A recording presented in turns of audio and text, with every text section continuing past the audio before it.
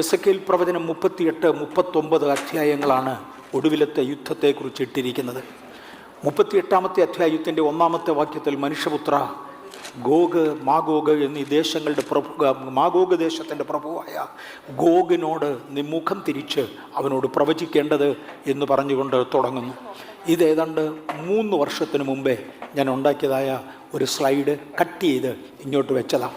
അതിനകത്ത് ഞാൻ പറഞ്ഞിരുന്നു, റഷ്യ ആയിരിക്കും മേധാവി, റഷ്യ ആയിരിക്കും മുന്നിൽ വരുന്നത്. അന്ന് ആറ്റം ബോംബുകൾ ഉപയോഗിച്ചിരിക്കും. ഒന്ന് ഓടിച്ചു പോവുകയാണെങ്കിൽ നമ്മൾ എളുപ്പം ഓർക്കാൻ വേണ്ടി ഞാൻ അധികം വിശദീകരിക്കത്തില്ല. ആറ്റം ബോംബുകൾ ഉപയോഗിച്ചിരിക്കും. കാരണം തുടർന്നുണ്ടാകുന്ന മനുഷ്യ ആസ്തിയിൽ തൊടുവാൻ പട്ടാളക്കാരൻ ഭയപ്പെടും. കാര്യം യുദ്ധത്തിൽ മരിച്ചു വീണവൻ്റെ ആസ്തിയിൽ ആറ്റമിക് എനർജിയുടെ റേഡിയേറ്റഡ് പാർട്ടുണ്ടായിരിക്കും. അതുകൊണ്ട് അസ്ഥിയെ തൊടുവാൻ സാധാരണ സ്ക്വാഡ് തയ്യാറാകത്തില്ല. കാരണം ആറ്റം ബോംബ് ഉപയോഗിച്ചിരിക്കും. ഇന്ന് അനേക തരത്തിലുള്ള ആയുധങ്ങൾ കണ്ടുപിടിക്കപ്പെട്ടിട്ടുണ്ട്. അവയ്ക്കോ അതിൽ പലതിനും ഈ മാരക വിഷങ്ങളുള്ളതാണ്. ഈ യുദ്ധം എന്നുവരെ തുടരും? ഏറെക്കുറെ 2000 വർഷമാകുന്നതിന് മുന്നമേ മനുഷ്യന് വേണ്ടി ദൈവം കൊടുത്തിട്ടുള്ള 120 സംവത്സരം എന്ന് പറയുന്ന 6000 വർഷങ്ങൾ കംപ്ലീറ്റ് ചെയ്യുന്നതോടെ ഇത് തീരും. അതോടുകൂടെ ജാതികളുടെ കാലവും തീർന്നിരിക്കും. ജാതികളുടെ കാലം എന്ന് കർത്താവായ യേശു ക്രിസ്തു പറഞ്ഞിരിക്കുന്നത് ആ 120 വർഷത്തെയാണ്. 120 ജൂബിലി വർഷങ്ങളായതുകൊണ്ട് 6000 മാനുഷിക വർഷങ്ങൾ എന്ന് കണക്ക് കൂട്ടും. പക്ഷെ ഇതിനോടകം ജാതികളുടെ പൂർണ്ണ സംഖ്യ തിരുസന്നിധിയിൽ ഒരുമിച്ച് ചേരേണ്ടതാണ്. ആയതിനു വേണ്ടിയാണ് നമ്മെ ദൈവം ഈ ഭൂമിയിലാക്കിയിരിക്കുന്നത്. നമ്മുടെ ലക്ഷ്യവും ഉദ്ദേശവും മനസ്സിലാക്കാതെ ഒരുപാട് പേർ വഴിതിരിഞ്ഞു പോകുമ്പോൾ നമ്മുടെ ലക്ഷ്യവും ഉദ്ദേശവും മനസ്സിലാക്കി കർത്താവിന് വേണ്ടി നിൽക്കുവാൻ കർത്താവ് നമുക്ക് കൃപ തരട്ടെ. ഈ 3-ാമത്തെ ലോകമഹായുദ്ധത്തോട് ചേർന്ന് ഈ പ്രത്യേകതരം ആയുധങ്ങൾ ഉപയോഗിക്കുമ്പോൾ വെളിപ്പാട് പുസ്തകം 6-ാം അധ്യായം 15 മുതൽ 17 വരെയുള്ള വാക്യങ്ങളിൽ കൊടുത്തിരിക്കുന്ന ഒരു ഭാഗം ഞാനൊന്ന് ഓർമ്മിപ്പിക്കാം. ഇംഗ്ലീഷിൽ ഞാനത് ഇട്ടിട്ടുണ്ട്. കുഞ്ഞുങ്ങൾക്കൊന്ന് നോട്ട് ചെയ്യാൻ വേണ്ടി മാത്രം ഞാൻ ആ ഭാഗം ഇട്ടിട്ടുണ്ട്. മലയാളത്തിൽ എനിക്ക് വായിക്കാൻ അറിയത്തുള്ളൂ, എളുപ്പമുള്ളൂ. ഭൂമിയിലെ രാജാക്കന്മാരും മഹത്തുക്കളും സഹസ്രാധിപന്മാരും ധനവാന്മാരും ബലവാന്മാരും സകല ദാസനും സ്വതന്ത്രനും ഗുഹകളിലും മലപ്പാർപ്പുകളിലും ഒളിച്ചുകൊണ്ട് മലകളോടും പാറവുകളോടും ഞങ്ങളുടെ മേൽ വീഴുവീൻ, സിംഹാസനത്തിലിരിക്കുന്നവൻ്റെ മുഖം കാണാതെ വണ്ണം കുഞ്ഞാടിൻ്റെ കോപം തട്ടാതെ വണ്ണവും ഞങ്ങളെ മറപ്പീൻ. അവരുടെ മഹാകോപ ദിവസം വന്നു, ആർക്ക് നിൽപ്പാൻ കഴിയും എന്ന് പറഞ്ഞു. വെളിപ്പാട് പുസ്തകത്തിൽ പറയുന്നതായ ഒരു സംഭവമാണിത്. ഒരു പക്ഷെങ്കിൽ പാറയുടെ പിളർപ്പുകളിലും ഭൂമിയുടെ വിള്ളലുകളിലും എന്ന് അന്ന് എഴുതിയിരിക്കുന്നത് ഇന്നത്തെ ബങ്കറുകളെ കുറിച്ചല്ല എന്നാര് പറഞ്ഞു? രാജ്യം മുഴുവനും ടണലുകൾ ഉണ്ടാക്കുന്നതും രാജ്യം മുഴുവനും ബങ്കറുകൾ സൃഷ്ടിക്കുന്നതും അനേകം നൂറ്റാണ്ടുകൾക്ക് മുന്നമേ സഹസ്രാബ്ദങ്ങൾക്ക് മുന്നേയും പ്രവചിക്കപ്പെട്ട പ്രവചനങ്ങളുടെ അന്ത്യകാല നിവർത്തീകരണത്തിനാണ്. ഈ യുദ്ധത്തിൽ ഇത് ഉപയോഗിച്ചേ മതിയാകൂ. ആരൊക്കെയാണ് വരുന്നത്? ഭൂമിയിലെ രാജാക്കന്മാരും മഹത്തുക്കളും സഹസ്രാധിപന്മാരും ധനവാന്മാരും ബലവാന്മാരും, തുടർന്ന് ദാസനും സ്വതന്ത്രനുമെല്ലാം. VVIPs ഇതിൽ നിന്ന് ഒഴിവുള്ളവരാന്ന് പറയാൻ ഒക്കത്തില്ല. ആറ്റമിക് എനർജി റേഡിയേറ്റ് ചെയ്യുമ്പോൾ ഒരു VVIP നോക്കാറില്ല, റാങ്ക് ശ്രദ്ധിക്കാറില്ല, ധനസമൃദ്ധി എന്ത് എന്ന് നോക്കാറില്ല. ദൈവത്തിൻ്റെ കോപമാകയാൽ സകലരെയും ഒരുപോലെ തൊടും. അതിനു മുന്നമേ എടുക്കപ്പെടുവാൻ ദൈവസന്നിധിയിൽ ഒരുക്കമുള്ളവരായിരിക്കാൻ കർത്താവിൻ്റെ നാമത്തിൽ ഞാൻ അപേക്ഷിക്കുന്നു. ഓരോരുത്തരെ താഴോട്ട് പിടിച്ചു വലിക്കേണ്ടതിന് ഒരുപാട് വാചക കസർത്തുമായി ആക്ഷനുകളുമായി അട്രാക്റ്റീവ് മെറ്റീരിയലുമായി പലതുമായി പിശാച് വരുമ്പോൾ അതിൻ്റെ മുമ്പിൽ നിന്നു കൊടുക്കാതെ മുന്നേറുന്നവർക്കായി ദൈവത്തെ സ്തുതിക്കുന്നു. യേശു ഇതിനെക്കുറിച്ച് നേരത്തെ പറഞ്ഞിരുന്നു. ലൂക്കോസിൻ്റെ സുവിശേഷം 23-ാം അധ്യായം 28 മുതൽ 30 വരെയുള്ള വാക്യങ്ങളിൽ, ലൂക്കോസ് 23:28-30 യേശു പറഞ്ഞത്, യേശു തിരിഞ്ഞ് അവരെ നോക്കി, യെരൂശലേം പുത്രിമാരെ, എന്നെ ചൊല്ലി കരയണ്ട, നിങ്ങളെയും നിങ്ങളുടെ മക്കളെയും ചൊല്ലി കരവീൻ. മച്ചികളും പ്രസവിക്കാത്ത ഉദരങ്ങളും കുടിപ്പിക്കാത്ത മുലകളും ഭാഗ്യമുള്ളവ എന്ന് പറയുന്നതിൽ പറഞ്ഞിരിക്കുന്ന വാചക ശൈലിയല്ല യേശു ഉപയോഗിച്ചിരിക്കുന്നത്. പക്ഷെ കാര്യം അത് തന്നെയാണ്. റേഡിയേഷൻ്റെ ആധിക്യം നിമിത്തം, ബോംബുകളുടെ അറ്റാക്ക് നിമിത്തം ഞങ്ങൾക്ക് നിൽക്കുവാൻ കഴിയുകയില്ല. അതുകൊണ്ട് ഭൂഗർഭ അറകൾ തന്നെ ഞങ്ങൾക്ക് വേണം എന്നവർ പറയുന്നൊരു കാലം വരും. എന്താ കാരണം? യേശുവിനെ രാജാവാക്കേണ്ടതിന് വേണ്ടി സ്വർഗം തീരുമാനിച്ച ദിവസം അതുകൊണ്ട് ആ സഭയ്ക്ക് അവസരം കിട്ടിയത് ഇറങ്ങി വരുന്ന വരവിനെ യഹൂദന്മാരുടെ പുരോഹിതന്മാർ, യഹൂദന്മാരുടെ നേതാക്കന്മാർ, ഭക്തന്മാരുടെ പിൻതലമുറകൾ യേശുവിനെ നിഷേധിച്ചതിനാൽ ജനത്തിന് കിട്ടിയ മഹാശാപമാണ് എന്ന് ഞാൻ ഒരു പ്രാവശ്യം കൂടെ ഓർമ്മിപ്പിച്ച് മടക്കട്ടെ. പഴയ നിയമത്തിൽ യെശയ്യാ പ്രവാചകൻ ഇതിനെക്കുറിച്ച് പറഞ്ഞിരുന്നു. യഹോവ ഭൂമിയെ നടുക്കുവാൻ എഴുന്നേൽക്കുമ്പോൾ അവൻ്റെ ഭയങ്കരത്വം നിമിത്തവും അവൻ്റെ മഹിമയുടെ പ്രഭ നിമിത്തവും പാറകളുടെ ഗുഹകളിലും മണ്ണിലെ പോതുകളിലും കിടക്കും. ഇത് യെശയ്യാ പ്രവാചകൻ്റെ വാചകമായിരുന്നു. സെഫന്യാ പ്രവാചകൻ പറഞ്ഞത് യഹോവയുടെ ക്രോധ ദിവസത്തിൽ അവരുടെ വെള്ളിക്കും പൊന്നിനും അവരെ രക്ഷിപ്പാൻ കഴിയുകയില്ല, സർവ്വഭൂമിയും അവൻ്റെ തീഷ്ണത അഗ്നിക്കിരയാകത്തീരും, സകല ഭൂവാസികൾക്കും അവൻ ശീഘ്രനാശം വരുത്തും. ഇത് തുടങ്ങിയാൽ ഇതൊരു ശീഘ്രനാശമാണ്, അധികം നാൾ പോകത്തില്ല. ലോകമെന്ന ആറ്റം ബോംബിനെ ഭയന്നുകൊണ്ട് കഴിഞ്ഞ ഒരാഴ്ചയായി ഏതൊക്കെ രാജ്യങ്ങളിൽ എത്രയെത്ര ബങ്കറുകളുണ്ട് എന്ന് കണക്കെടുത്ത് തുടങ്ങി. പോരാത്തവ പണിയുവാൻ തയ്യാറാണ്. VIP വേണ്ടി പ്രത്യേക സൂട്ടുകൾ വരെ, ധനസമൃദ്ധിയുള്ളവർക്ക് വേണ്ടി പ്രത്യേകത വരെ ഉണ്ടാക്കുന്നൊരു കാലഘട്ടത്തിലെത്തി.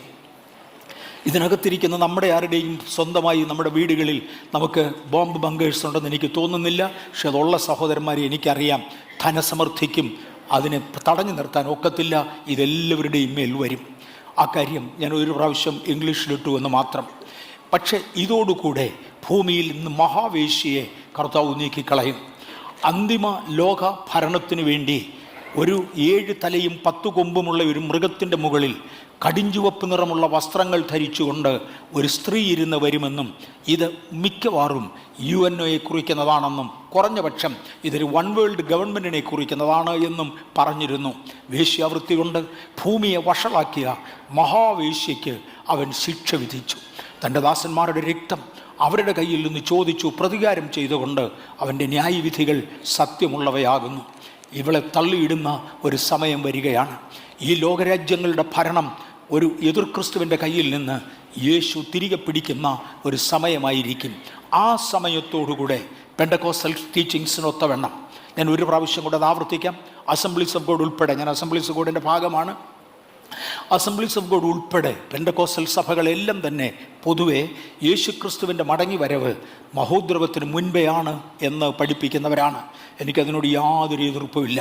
പക്ഷെ 100% അങ്ങനെ ആണെന്നോ മഹോദ്രവം തുടങ്ങിയ ശേഷം സഭ ഇവിടെ നിന്ന് എടുക്കപ്പെടുമെന്നോ തീർത്തു പറയുവാൻ എനിക്ക് അറിഞ്ഞുകൂടാ. അത്ര വ്യക്തമായ തെളിവുകൾ ഞാൻ ബൈബിളിൽ കാണുന്നില്ല. അതുകൊണ്ട് പക്ഷെ മഹോദ്രവത്തിൻ്റെ കഠിന കാലഘട്ടങ്ങളിൽ ദൈവസഭ ഇവിടെ ഉണ്ടായിരിക്കുകയില്ല.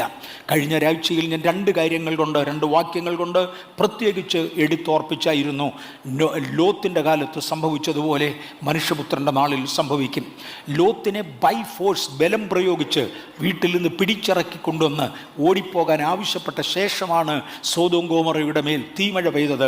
അതുപോലെ തന്നെ നോഹയോട് നിർബന്ധമായി പെട്ടകത്തിൽ കയറുവാൻ ആവശ്യപ്പെട്ട് പെട്ടകത്തിൻ്റെ വാതിൽ അടച്ച ശേഷമാണ് വെള്ളം കൊണ്ട് ദൈവം ഭൂമിയെ നശിപ്പിച്ചത്.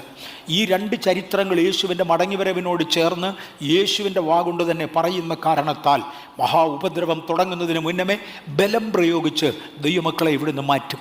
ഞാനിവിടെ ഒരു പദം എടുത്തു പറയാൻ ആഗ്രഹിക്കുന്നു. മരിച്ചവരുടെ പുനരുത്ഥാനത്തെക്കുറിച്ച് ദേ വിൽ ബി റാപ്ചർഡ് എന്ന് പറയുന്ന ആ പദത്തിന്, വിശുദ്ധന്മാർ ഇവിടെ നിന്ന് മാറ്റപ്പെടും എന്ന് പറയുന്ന പദത്തിന് ഗ്രീക്ക് ഭാഷയിൽ ഉപയോഗിച്ചിരിക്കുന്ന പദം ഒരു ചെടിയിൽ നിന്ന് 1 തെസ്സലോനിക്കർ 5-ാമത്തെ അധ്യായത്തിൽ ഒരു റോസ ചെടിയിൽ നിന്ന് റോസപുഷ്പം ബലം പ്രയോഗിച്ച് പറിച്ചെടുക്കുന്നത് പോലെ നോഹയുടെ കയ്യിൽ ബലാത്കാരേണ പിടിച്ചു കൊണ്ടുപോയതുപോലെ. അതേസമയം നോഹയോട് ദൈവം ഇടപെട്ടത് പെട്ടകത്തിൽ കയറുവാൻ ആവശ്യപ്പെടുക. ദൈവിക നിർബന്ധത്താൽ സ്വമനസ്സാൽ അദ്ദേഹം വന്ന് പെട്ടകത്തിൽ കയറുകയായിരുന്നു. ഇതുപോലെ ദൈവം തൻ്റെ സഭയെ ഇവിടെ നിന്ന് പറിച്ചെടുക്കും.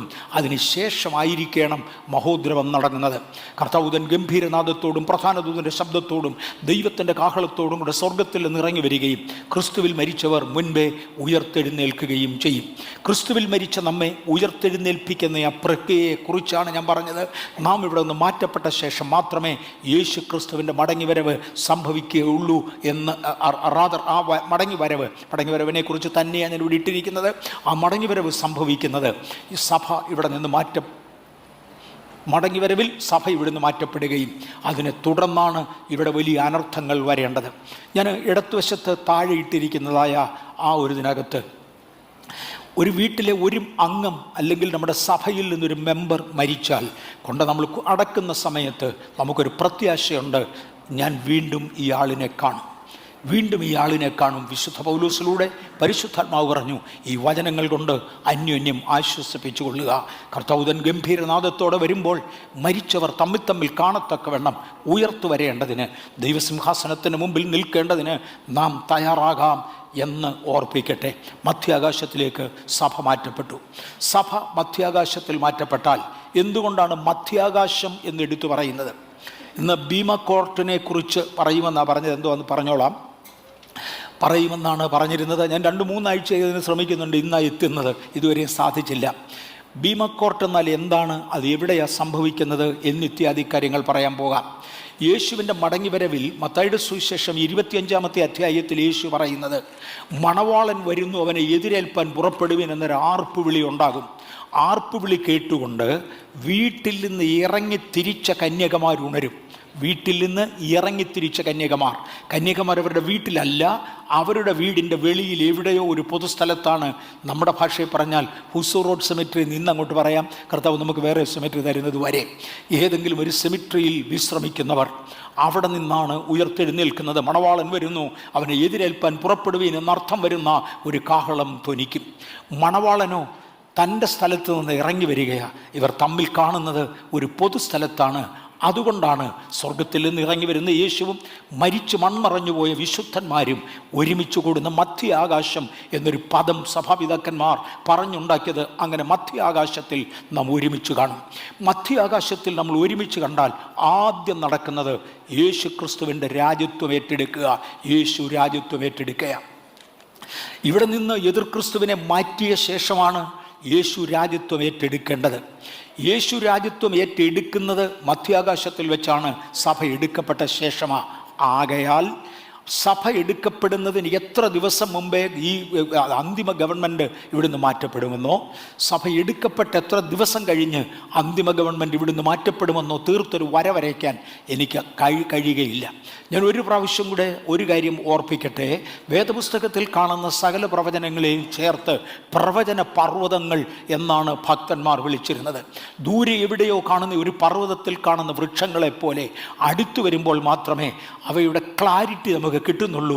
നാം ഈ ദിവസങ്ങളോട് അടുത്തടുത്ത് വരും തോറും അതിൻ്റെ ക്ലാരിറ്റി കിട്ടുകയാണ്. നാം അവിടെ എത്തിക്കഴിയുമ്പോൾ 100% ക്ലാരിറ്റി ആകും. യേശു ഇന്നുവരെയും രാജ്യത്വം ഏറ്റിട്ടില്ല. ആത്മീയത്തിൽ താൻ നമ്മുടെ രാജാവാണ്, നമ്മുടെ ആത്മാക്കളുടെ രാജാവാണ്. കാര്യം നമ്മുടെ ആത്മാക്കളുടെ വീണ്ടെടുപ്പ് നടന്നു. പക്ഷെ നമ്മുടെ ശരീരത്തിൻ്റെ വീണ്ടെടുപ്പായ പുത്രത്വം പ്രാപിക്കുന്നത് വരെ യേശു രാജാവാകയില്ല. യേശു രാജാവാകുന്നതോടു കൂടെയാണ് ഭൂമിയിൽ വാഴുന്ന രാജാവിനെ മാറ്റേണ്ടത്. അവനെ മാറ്റുകയും യേശു മധ്യാകാശത്തിൽ രാജാവായി വാഴുകയും ചെയ്യും. Hallelujah, for the Lord God omnipotent reigneth. മലയാളത്തിൽ വരുമ്പോൾ സർവശക്തിയുള്ളവനായ നമ്മുടെ ദൈവമായ കർത്താവ് രാജ്യത്വം ഏറ്റിരിക്കുന്നു. വെളിപ്പാട് പുസ്തകം 19-ാം അധ്യായത്തിൻ്റെ 6-ാമത്തെ വാക്യമാണ്. ആ വാക്യം ദയവായിട്ടൊന്ന് വായിക്കാം. 2-3 വാക്യങ്ങൾ നമ്മൾ ഇന്ന് വായിച്ചൊന്ന് വരും. ഞാൻ തന്നെ ഇങ്ങനെ പറഞ്ഞു പോകാതെ.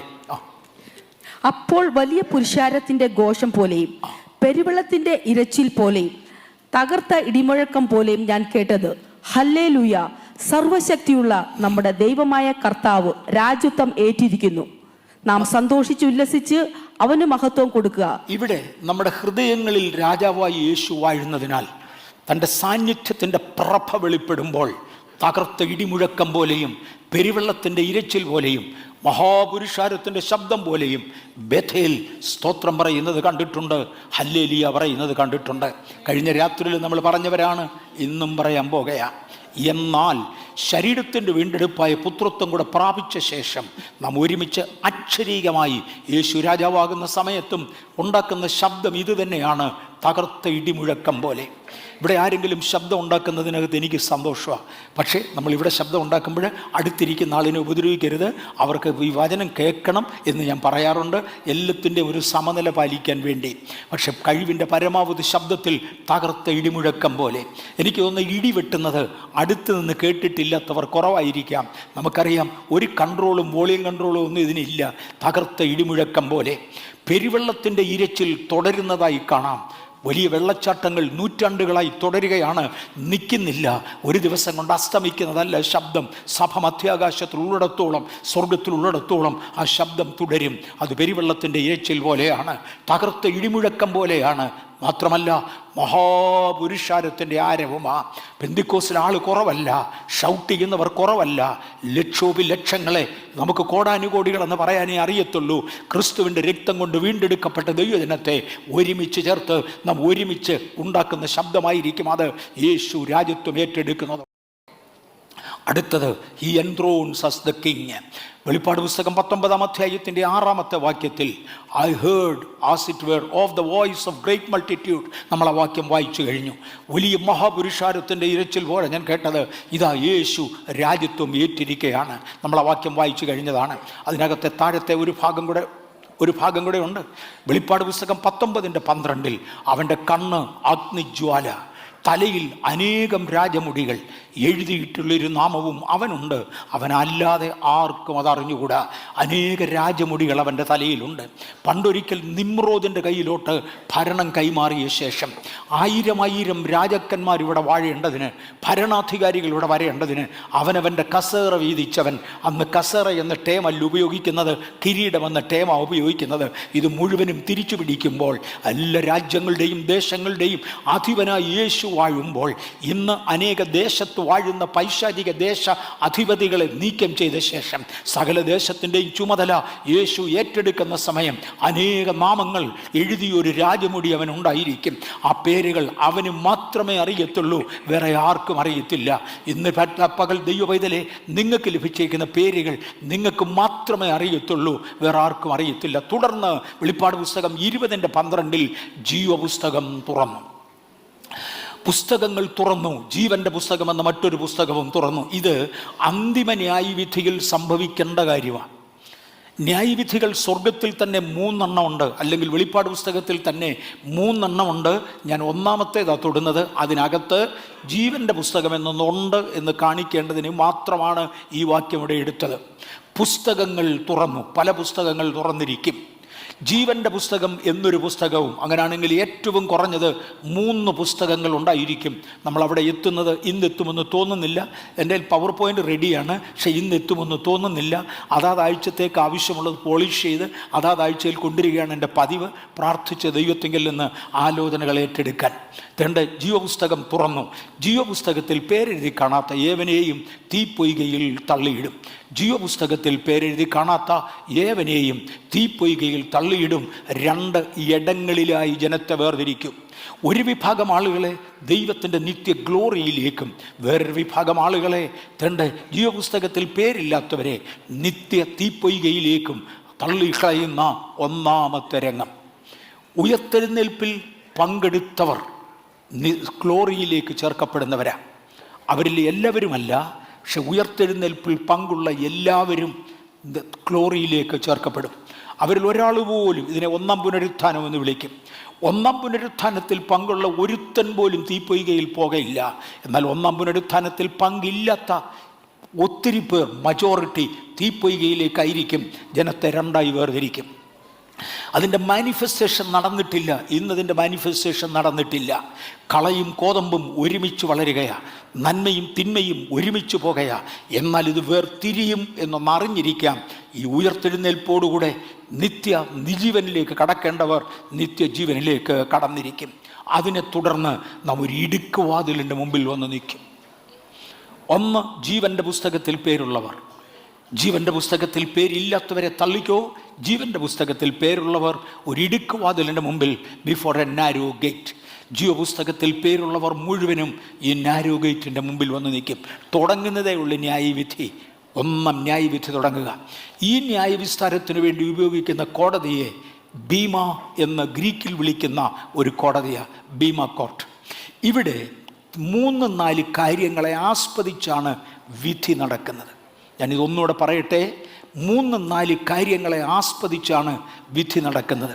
ഞാൻ ഓർക്കുന്നുണ്ട്, താണ ക്ലാസ്സുകളിൽ എൻ്റെ പരീക്ഷ നടക്കുന്ന സമയത്ത് എന്ത് എഴുതി എന്ന് മാത്രമേ നോക്കാറുള്ളായിരുന്നു. എന്തെഴുതി, എത്ര ചോദ്യത്തിൻ്റെ ഉത്തരം ക്ലീനായിട്ട് എഴുതി, ഇത് കറക്റ്റായിട്ട് എഴുതി, ഇത് മാത്രമേ നോക്കാറുള്ളായിരുന്നു. പക്ഷെ കുറച്ചുകൂടി ഉയർന്ന ക്ലാസ്സുകളിലേക്ക് വരുമ്പോൾ അതിനുപയോഗിച്ചിരിക്കുന്ന വാചക ഘടന ശ്രദ്ധിക്കും. ജനറൽ നീറ്റ്നെസ്, ആ പേപ്പർ, പരീക്ഷ പേപ്പർ എങ്ങനെയാണ് മെയിൻറ്റെയിൻ ചെയ്തിരിക്കുന്നത് നോക്കും. ഒത്തിരി കുത്തിവരെയും മഷി കോരി ഒഴിച്ചതും ഒക്കെ ഉണ്ടെങ്കിൽ എനിക്ക് തോന്നുന്നത് പലപ്പോഴും ഉന്നത യോഗ്യതകൾക്ക് അങ്ങനെ പേപ്പേഴ്സ് കൺസിഡർ ചെയ്യാറേ ഇല്ല. ഒരുപാട് കാര്യങ്ങളെ ആസ്വദിച്ചായിരിക്കും നമ്മുടെ വിധി നടക്കുന്നത്. ഞാൻ ഒരു പ്രാവശ്യം കൂടെ എടുത്തു പറയാം. പലരും വന്ന് ഇന്നത് ശരിയോ തെറ്റോ എന്ന് ചോദിക്കുമ്പോൾ ഏത് ലെവൽ ഉദ്ദേശിച്ചാണ് നമ്മൾ ചോദിക്കുന്നത്? 10ാം ക്ലാസ്സിൻ്റെ പരീക്ഷ എഴുതുന്ന ഒരു കുട്ടിയുടെ മുമ്പിൽ ഒരു ചോദ്യവും 4 ഉത്തരവുമായി മൾട്ടിപ്പിൾ ചോയ്സ് എന്ന് പറഞ്ഞുകൊണ്ട് കൊടുക്കും. അതിൽ ഒരു ഉത്തരം ശരിയായിരിക്കും, ബാക്കി ഉത്തരങ്ങളെല്ലാം തെറ്റാ. പക്ഷെ ഒത്തിരിയും കൂടെ ഹയർ ലെവലിലോട്ട് മാറുമ്പോൾ, അല്ലെ ഒത്തിരിയും കൂടെ ഉന്നതമായ ലെവലിലേക്ക് മാറുമ്പോൾ പല പരീക്ഷകളിലും മൾട്ടിപ്പിൾ ചോയ്സ് ആണ്. പക്ഷെ ഒരിക്കൽ പോലും കറക്റ്റ് ഉത്തരം കാണത്തില്ല. ഒരു ഉത്തരവും തെറ്റുമല്ല. ഒരു ഉത്തരം 99% ശരിയായിരിക്കും, വേറെണ്ണം 99.5% ശരിയായിരിക്കും, ഒരെണ്ണം 99.9% ശരിയായിരിക്കും. ഇവ തമ്മിൽ താരതമ്യം ചെയ്ത് ഇതിൽ ഉന്നതമേത് എന്ന് കണ്ടുപിടിക്കുകയാണ് വേണ്ടത്. പലപ്പോഴും ദൈവമക്കൾ ദൈവസഭയിൽ ആരംഭമായ ക്ലാസ്സുകളിൽ മാത്രം ഇരിക്കരുത്. ഇതിനേക്കാൾ ഉത്തമമായത് വേറെ ഉണ്ടോ? അത്യുത്തമം എന്ന പദം തിരുവചനത്തിൽ കാണാം. അത്യുത്തമമായ ഒന്നിലേക്കാണ് ഞാൻ മാറേണ്ടത്. മറ്റേതും പാസ് മാർക്ക് കിട്ടുന്നതാകാം. I am not looking for that. ഞാൻ അതിനുവേണ്ടി അല്ല നോക്കുന്നത്, ഞാൻ ഉന്നതമായതിലേക്കാണ് നോക്കുന്നത്. പ്രധാനമായും ഈ ഏതൊക്കെ ലൈനുകളിലാണ് ന്യായവിധി നടക്കുന്നത്? പ്രധാനമായും ബൈബിളിൽ കാണുന്നത് ഒന്നാമത്തേത് ദ ഫൗണ്ടേഷൻ. ഏത് അടിസ്ഥാനത്തിന്മേലാണ് നാം പണിതിരിക്കുന്നത് എന്ന് പകൽക്കാലം യേശു ക്രിസ്തു വന്ന് ഇട്ടിരിക്കുന്ന ഈ അടിസ്ഥാനത്തിന്മേൽ വിശദീകരിക്കും. അടിസ്ഥാനത്തിന്മേൽ പണിതവർക്കായി സ്തോത്രം. ഞാൻ ബീമ കോർട്ടിനെ കുറിച്ചാണ് പറയുന്നത്. രണ്ടാമത്തേത് പണിയാൻ ഉപയോഗിച്ചിരിക്കുന്ന മെറ്റീരിയൽ, എന്ത് വസ്തു ഉപയോഗിച്ചാണ് പണിതിരിക്കുന്നത്. 3 പണിയുന്ന ആ വസ്തുവിൻ്റെ പ്രൊഡക്റ്റിൻ്റെ ഫിനിഷ്, അതിനകത്ത് എത്ര നല്ല വർക്ക്മെൻഷിപ്പാണ് ഉപയോഗിച്ചിരിക്കുന്നത്, എത്ര നല്ല വർക്ക്മെൻഷിപ്പാണ് ഉപയോഗിച്ചിരിക്കുന്നത്. ഇവിടെ പെയിൻറ്റ് ചെയ്ത് കഴിഞ്ഞാൽ പലരും വന്ന് പറയും ഇച്ചിരൂടെ നന്നായി ചെയ്യാമായിരുന്നു. പെയിൻ്റ് അഴുക്കണമെന്നല്ല, ആ ചെയ്തിരിക്കുന്നതിൻ്റെ നീറ്റ്നെസ് ഒരല്പം കൂടെ വൃത്തിയാക്കാമായിരുന്നു. ഞാനൊരു ഉടുപ്പിട്ടുകൊണ്ട് വന്നാൽ ഒരാൾ പറഞ്ഞെന്ന് വരാം ഇച്ചിരൂടെ നന്നായി അത് പ്രസ് ചെയ്യാമായിരുന്നു. പ്രസ് ചെയ്തിട്ടില്ലെന്നല്ല, ഇത്രയും നന്നായി ചെയ്തിട്ടുണ്ട് അത് നോക്കാൻ വേണ്ടിയിട്ട്. മണവാട്ടിയുടെ ഫൈനൽ ടച്ചിനെ കുറിച്ചൊക്കെ പലപ്പോഴും ഒക്കെ ഞാൻ ഇടയ്ക്ക് ഓർപ്പിക്കാറുണ്ട്. ദ വെരി വർക്ക്മെൻഷിപ്പ്, എത്ര നീറ്റായിട്ടാണ് പണി ചെയ്തിരിക്കുന്നത്. ഒടുവിലത്തേത് how clean he is finished it, അല്ലെങ്കിൽ അവൻ്റെ എൻഡുറൻസ് എന്തുണ്ടായിരുന്നു, എത്ര കാലം ഓടി, എത്ര പ്രാവശ്യം വീണു, എത്ര പ്രാവശ്യം പിന്മാറ്റത്തിൽ പോയി, എത്ര പ്രാവശ്യം എന്തെല്ലാം ചെയ്തു, എങ്ങനെ അവൻ ഓടി തികച്ചു. ഈ 4 കാര്യങ്ങളെ പ്രധാനമായും 1000 കൂട്ടം കാര്യങ്ങൾ കണ്ടേക്കാം. ദൈവിക ജ്ഞാനത്തിൻ്റെ മുമ്പിൽ ഞാൻ ആരുമല്ല, ടെസ്റ്റ് കണ്ടക്ട് ചെയ്യുന്നത് ഞാനല്ല. പക്ഷെ നമുക്ക് അന്യോന്യം മനസ്സിലാക്കാൻ വേണ്ടി കഴിയുന്നതിൻ്റെ പരമാവധി വിശദീകരിക്കുക. 4 കാര്യങ്ങൾ പ്രധാനമായും അതിനകത്തുണ്ട്. ഒന്നാമത്തേത് ഏത് ഫൗണ്ടേഷൻ്റെ മേലാണ്. രണ്ടാമത്തേത് ഉപയോഗിക്കുന്ന മെറ്റീരിയൽസ് എന്തൊക്കെയാണ്, വില കൂടിയതാണോ വില കുറഞ്ഞാണോ. ഞാൻ സാധാരണ പറയാറുണ്ടായിരുന്നു, ഗംഗാനഗറിലെ നമ്മുടെ ചർച്ചിൻ്റെ റിന്യൂവേഷൻ കഴിഞ്ഞ ശേഷം ആരാധന ഫസ്റ്റ് ഫ്ലോറിൽ നടക്കുന്നു, ഞങ്ങൾ ഗ്രൗണ്ട് ഫ്ലോറിൽ താമസിക്കുന്നു. എനിക്ക് ആരാധനയ്ക്ക് പോകാനായി 17 സ്റ്റെപ്പാണെന്ന് തോന്നുന്നു, ഞാൻ കറക്റ്റ് ഓർക്കുന്നുമില്ല, 17 ആയിരുന്നില്ലയോ, 17 ആയിരിക്കണം. 17 സ്റ്റെപ്പ് മുകളിലോട്ട് കയറിയാൽ മതി, ഞാൻ ആരാധന സ്ഥലത്തെത്തും എൻ്റെ വീട്ടിൽ നിന്ന്. പക്ഷെങ്കിൽ 20-22 കിലോമീറ്റർ ദൂരെ നിന്ന് ബസ് ചാർജിന് പണമില്ലാത്തത് കൊണ്ട് രാത്രിയിൽ 12 മണിക്കും 11 മണിക്കും എഴുന്നേറ്റ് ഓൾ ദ വേ നടന്നവിടെ വരുന്നവരുണ്ട്. അവർ ഓടിയ ഓട്ടം, അവർ മുടക്കിയ വില വലുതാണ്. The materials are different. എന്തോ മെറ്റീരിയലാണ് ഉപയോഗിച്ചത്. വർക്ക്മെൻഷിപ്പ് ഞാൻ പറഞ്ഞു, നമുക്ക് ഓരോന്നോരോന്നായി തൊടാം. ഒന്ന് ഫൗണ്ടേഷൻ. ഇത് ഞാൻ ഇംഗ്ലീഷിലേക്ക് തർജ്ജമ ചെയ്തിട്ടില്ല. ഐ എം റിയലി സോറി, എനിക്ക് നേരം കിട്ടില്ല. കഴിഞ്ഞ രാത്രി ഞാൻ എല്ലാം കൂടി 3 മണിക്കൂറേ കിടന്നിട്ടുള്ളൂ. ഉറങ്ങിയത് അതിനകത്ത് അത്രയും ഉറങ്ങിയിട്ടില്ലെന്ന് എല്ലാവർക്കും അറിയാം. 3 മണിക്കൂറേ കിടന്നിട്ടുള്ളൂ. കാര്യം പരിശുദ്ധാത്മാവിനോട് പല കാര്യങ്ങൾ ഇടപെടുകയും നമ്മൾ സാധാരണഗതിയിൽ വിചാരിക്കുന്നത് പോലെയല്ല. ലക്ഷങ്ങൾ ആളുകൾ നമ്മളെ ശ്രദ്ധിക്കുന്നുണ്ട്. അപ്പോൾ അവർക്ക് ആവശ്യമായൊരു ദൂത് കൊടുക്കുവാൻ ദൈവാത്മാവിന് ഇടപെടുവാനുണ്ട്. ദൈവാത്മാവ് ഇടപെടുന്നത് കൊണ്ട് നമ്മളിവിടെ ദൈവം അനുവദിച്ചാൽ വരുന്ന ഞായറാഴ്ച നമ്മൾ ഒന്നിച്ചൊരു ഭക്ഷണം കഴിഞ്ഞ് പിരിയണമെന്നാണ് ആഗ്രഹം. കമ്മിറ്റിയും അതിനോട് ബന്ധപ്പെട്ട ആളുകളും കഴിഞ്ഞ പ്രാവശ്യം ദിവസം ഇരുന്ന് ആലോചിച്ചു, എങ്ങനെ ഉണ്ടാക്കും, ആരെ കൊണ്ട് ഉണ്ടാക്കിക്കും. 10 പേർക്ക് വേണ്ടി ഉണ്ടാക്കാനാണെങ്കിൽ നമ്മുടെ അമ്മച്ചിമാർക്ക് സഹോദരിമാർക്ക് എല്ലാം അറിയാം ഉണ്ടാക്കാൻ. 100 പേർക്ക് വരെ ഉണ്ടാക്കാനാണെങ്കിലും അവർക്ക് വിവരം അറിയാമെങ്കിലും ആരോഗ്യം അത്രയും തികഞ്ഞെന്ന് വരത്തില്ല, നമ്മളെ കൊണ്ടത് ഒക്കത്തില്ല. ഇത് 1000 ഉണ്ടാക്കേണ്ടതുകൊണ്ട്, 1000 വേണ്ടി കുക്ക് ചെയ്തതുകൊണ്ട് ലെഫ്റ്റ് ആൻഡ് റൈറ്റ് തിരിഞ്ഞും മറിഞ്ഞും ഒരുപാട് ഏരിയകൾ അവർ ആലോചിക്കുന്നതായി കണ്ടു. ആര് ചെയ്യണം, എങ്ങനെ ചെയ്യണം, ബെസ്റ്റായിരിക്കണം, രുചി നന്നായിരിക്കണം, വിളമ്പിത്തീരണം, എല്ലാ കാര്യങ്ങളും. ഇതുപോലെ തന്നെ ജനലക്ഷങ്ങൾക്ക് വിളമ്പുവാൻ സ്വർഗം ഒരാളിനെ ഏൽപ്പിക്കുന്നെങ്കിൽ 5 10 മണിക്കൂർ ഒരു കാര്യമല്ല. കർത്താവ് ഒരുപാട് കാര്യങ്ങൾ ഏൽപ്പിച്ചു. ആ ഹൃദയഭാരവും സന്തോഷവും ധൈര്യവും എല്ലാം കൊണ്ടാണ് വരുന്നത്. പണ്ടൊരിക്കൽ ഒരു കർത്താവിൻ്റെ ദാസൻ എനിക്ക് തോന്നുന്നത് മോസ്റ്റ് പ്രോബബ്ലി യോങ്ചോ ആയിരിക്കണം, യോങ്ചോ ആണെന്ന് തോന്നുന്നു. മോസ്റ്റ് പ്രോബബ്ലി പറഞ്ഞ 1ാമത്തെ പ്രാവശ്യം പറഞ്ഞ് ഞാൻ കേട്ടത്, when I come on Sunday morning, പരിശുദ്ധാത്മാവ് എന്നെ ഒരു മെസ്സേജുമായി ചാർജ് ചെയ്ത ശേഷം രാവിലെ ഞാൻ സ്റ്റേജിലേക്ക് വരുമ്പോൾ I come like a general. ഒരു ആർമിയുടെ ജനറലിനെ പോലെയാണ് ഞാൻ വരുന്നത്. എൻ്റെ അകത്ത് ഒരു ഉത്തരവുണ്ട്. സിസ്റ്റർ മേരി ഗോവൂര് പറയുമ്പോൾ, കൺവെൻഷൻ പ്രസംഗിക്കാൻ എഴുന്നേറ്റ് നിൽക്കുമ്പോൾ മഹാരാജാവിൻ്റെ ഉത്തരവുമായിട്ടാണ് ഞാൻ വന്നിരിക്കുന്നത് എന്ന് പറയാറുണ്ട്.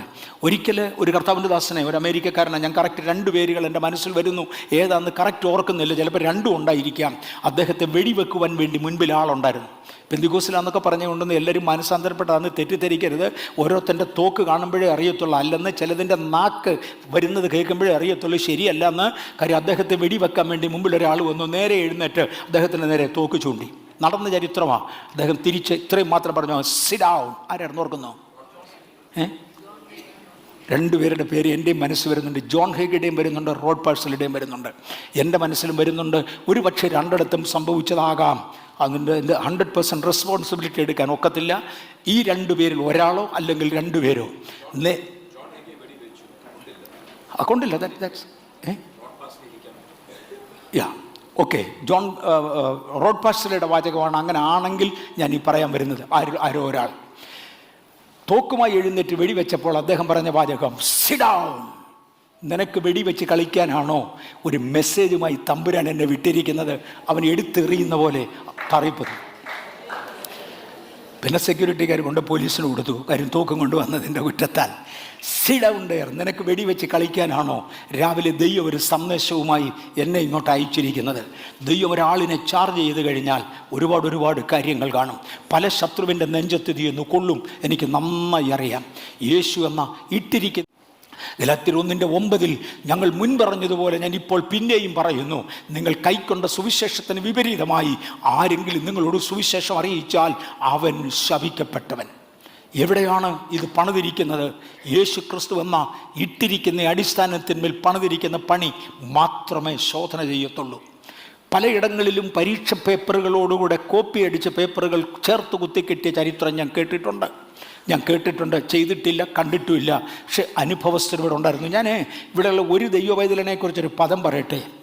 നമ്മുടെ ചർച്ചിന് ദൈവം തന്ന കൃപ, ജീവിക്കുന്ന കുറേ ദൈവജനം ഇതിനകത്തുണ്ട്.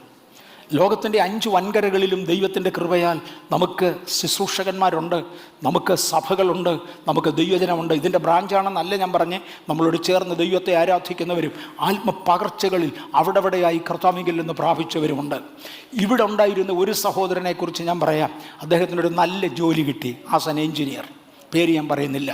ഒരു എഞ്ചിനീയറായി അദ്ദേഹത്തിനൊരു നല്ല ജോലി കിട്ടി. പക്ഷേ ഈ പുള്ളി പറ്റിച്ചത്, എഞ്ചിനീയറിംഗ് എഴുതുന്ന സമയത്ത് ഇവൻ രക്ഷിക്കപ്പെട്ടതൊന്നും അല്ലായിരുന്നു, വെറും സാധാരണക്കാരനായിരുന്നു. അന്ന് ക്വസ്റ്റ്യൻ നേരത്തെ കിട്ടിയത് കൊണ്ട്, കാശ് കൊടുത്ത് വാങ്ങിച്ചതാണ്, ക്വസ്റ്റ്യൻ നേരത്തെ കിട്ടിയത് കൊണ്ട് ആൻസർ നന്നായി എഴുതി ഒരു പേപ്പർ കൂടെ കൊണ്ടുവന്നിരുന്നു, അതും കൂടെ കുത്തിക്കെട്ടിയാണ് കൊടുത്തേ. അതിൻ്റെ വാല്യൂ ചെയ്യുന്ന ആൾ എഡ്യൂക്കേഷൻ ബോർഡിൽ നിന്ന് ഇഷ്യൂ ചെയ്ത പേപ്പറാണോ നോക്കിയില്ല. അത് അവൻ്റെ നല്ല കാലം അല്ലേ കഷ്ടകാലം. അവൻ്റെ നല്ല കാലം ഒന്ന് തൽക്കാലം ഇരിക്കട്ടെ, അന്നത്തെ അവൻ ജോലി ചെയ്തിരുന്ന ഓഫീസിൽ ചെന്ന് അതിൻ്റെ ഓണറോട് പറഞ്ഞു, സാറേ ഞാൻ കോപ്പി അടിച്ച് ജയിച്ച പാർട്ടിയാണ്, നിങ്ങളെൻ്റെ നല്ല സർട്ടിഫിക്കറ്റ് കണ്ടാണ് എനിക്ക് ജോലി തന്നത്.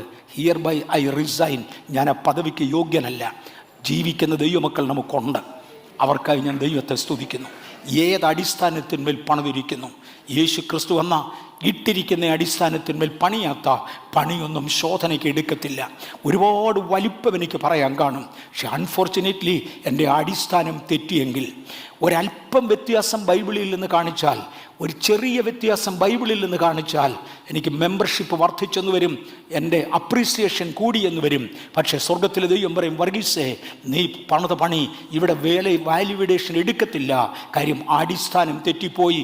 1 കൊരിന്ത്യർ 3:11 യേശു ക്രിസ്തു എന്ന ഇട്ടിരിക്കുന്ന അടിസ്ഥാനമല്ലാതെ മറ്റൊന്നിടുവാൻ ആർക്കും കഴിയുകയില്ല. ദൈവത്തിൻ്റെ വചനം. ഗലാത്യ ലേഖനം 1:11 പൗലോസ് അപ്പോസ്തലൻ പറയുകയാണ്, സഹോദരന്മാരെ, ഞാൻ അറിയിച്ച സുവിശേഷം മാനുഷികമല്ല എന്ന് നിങ്ങളെ ഓർമ്മിപ്പിക്കുന്നു.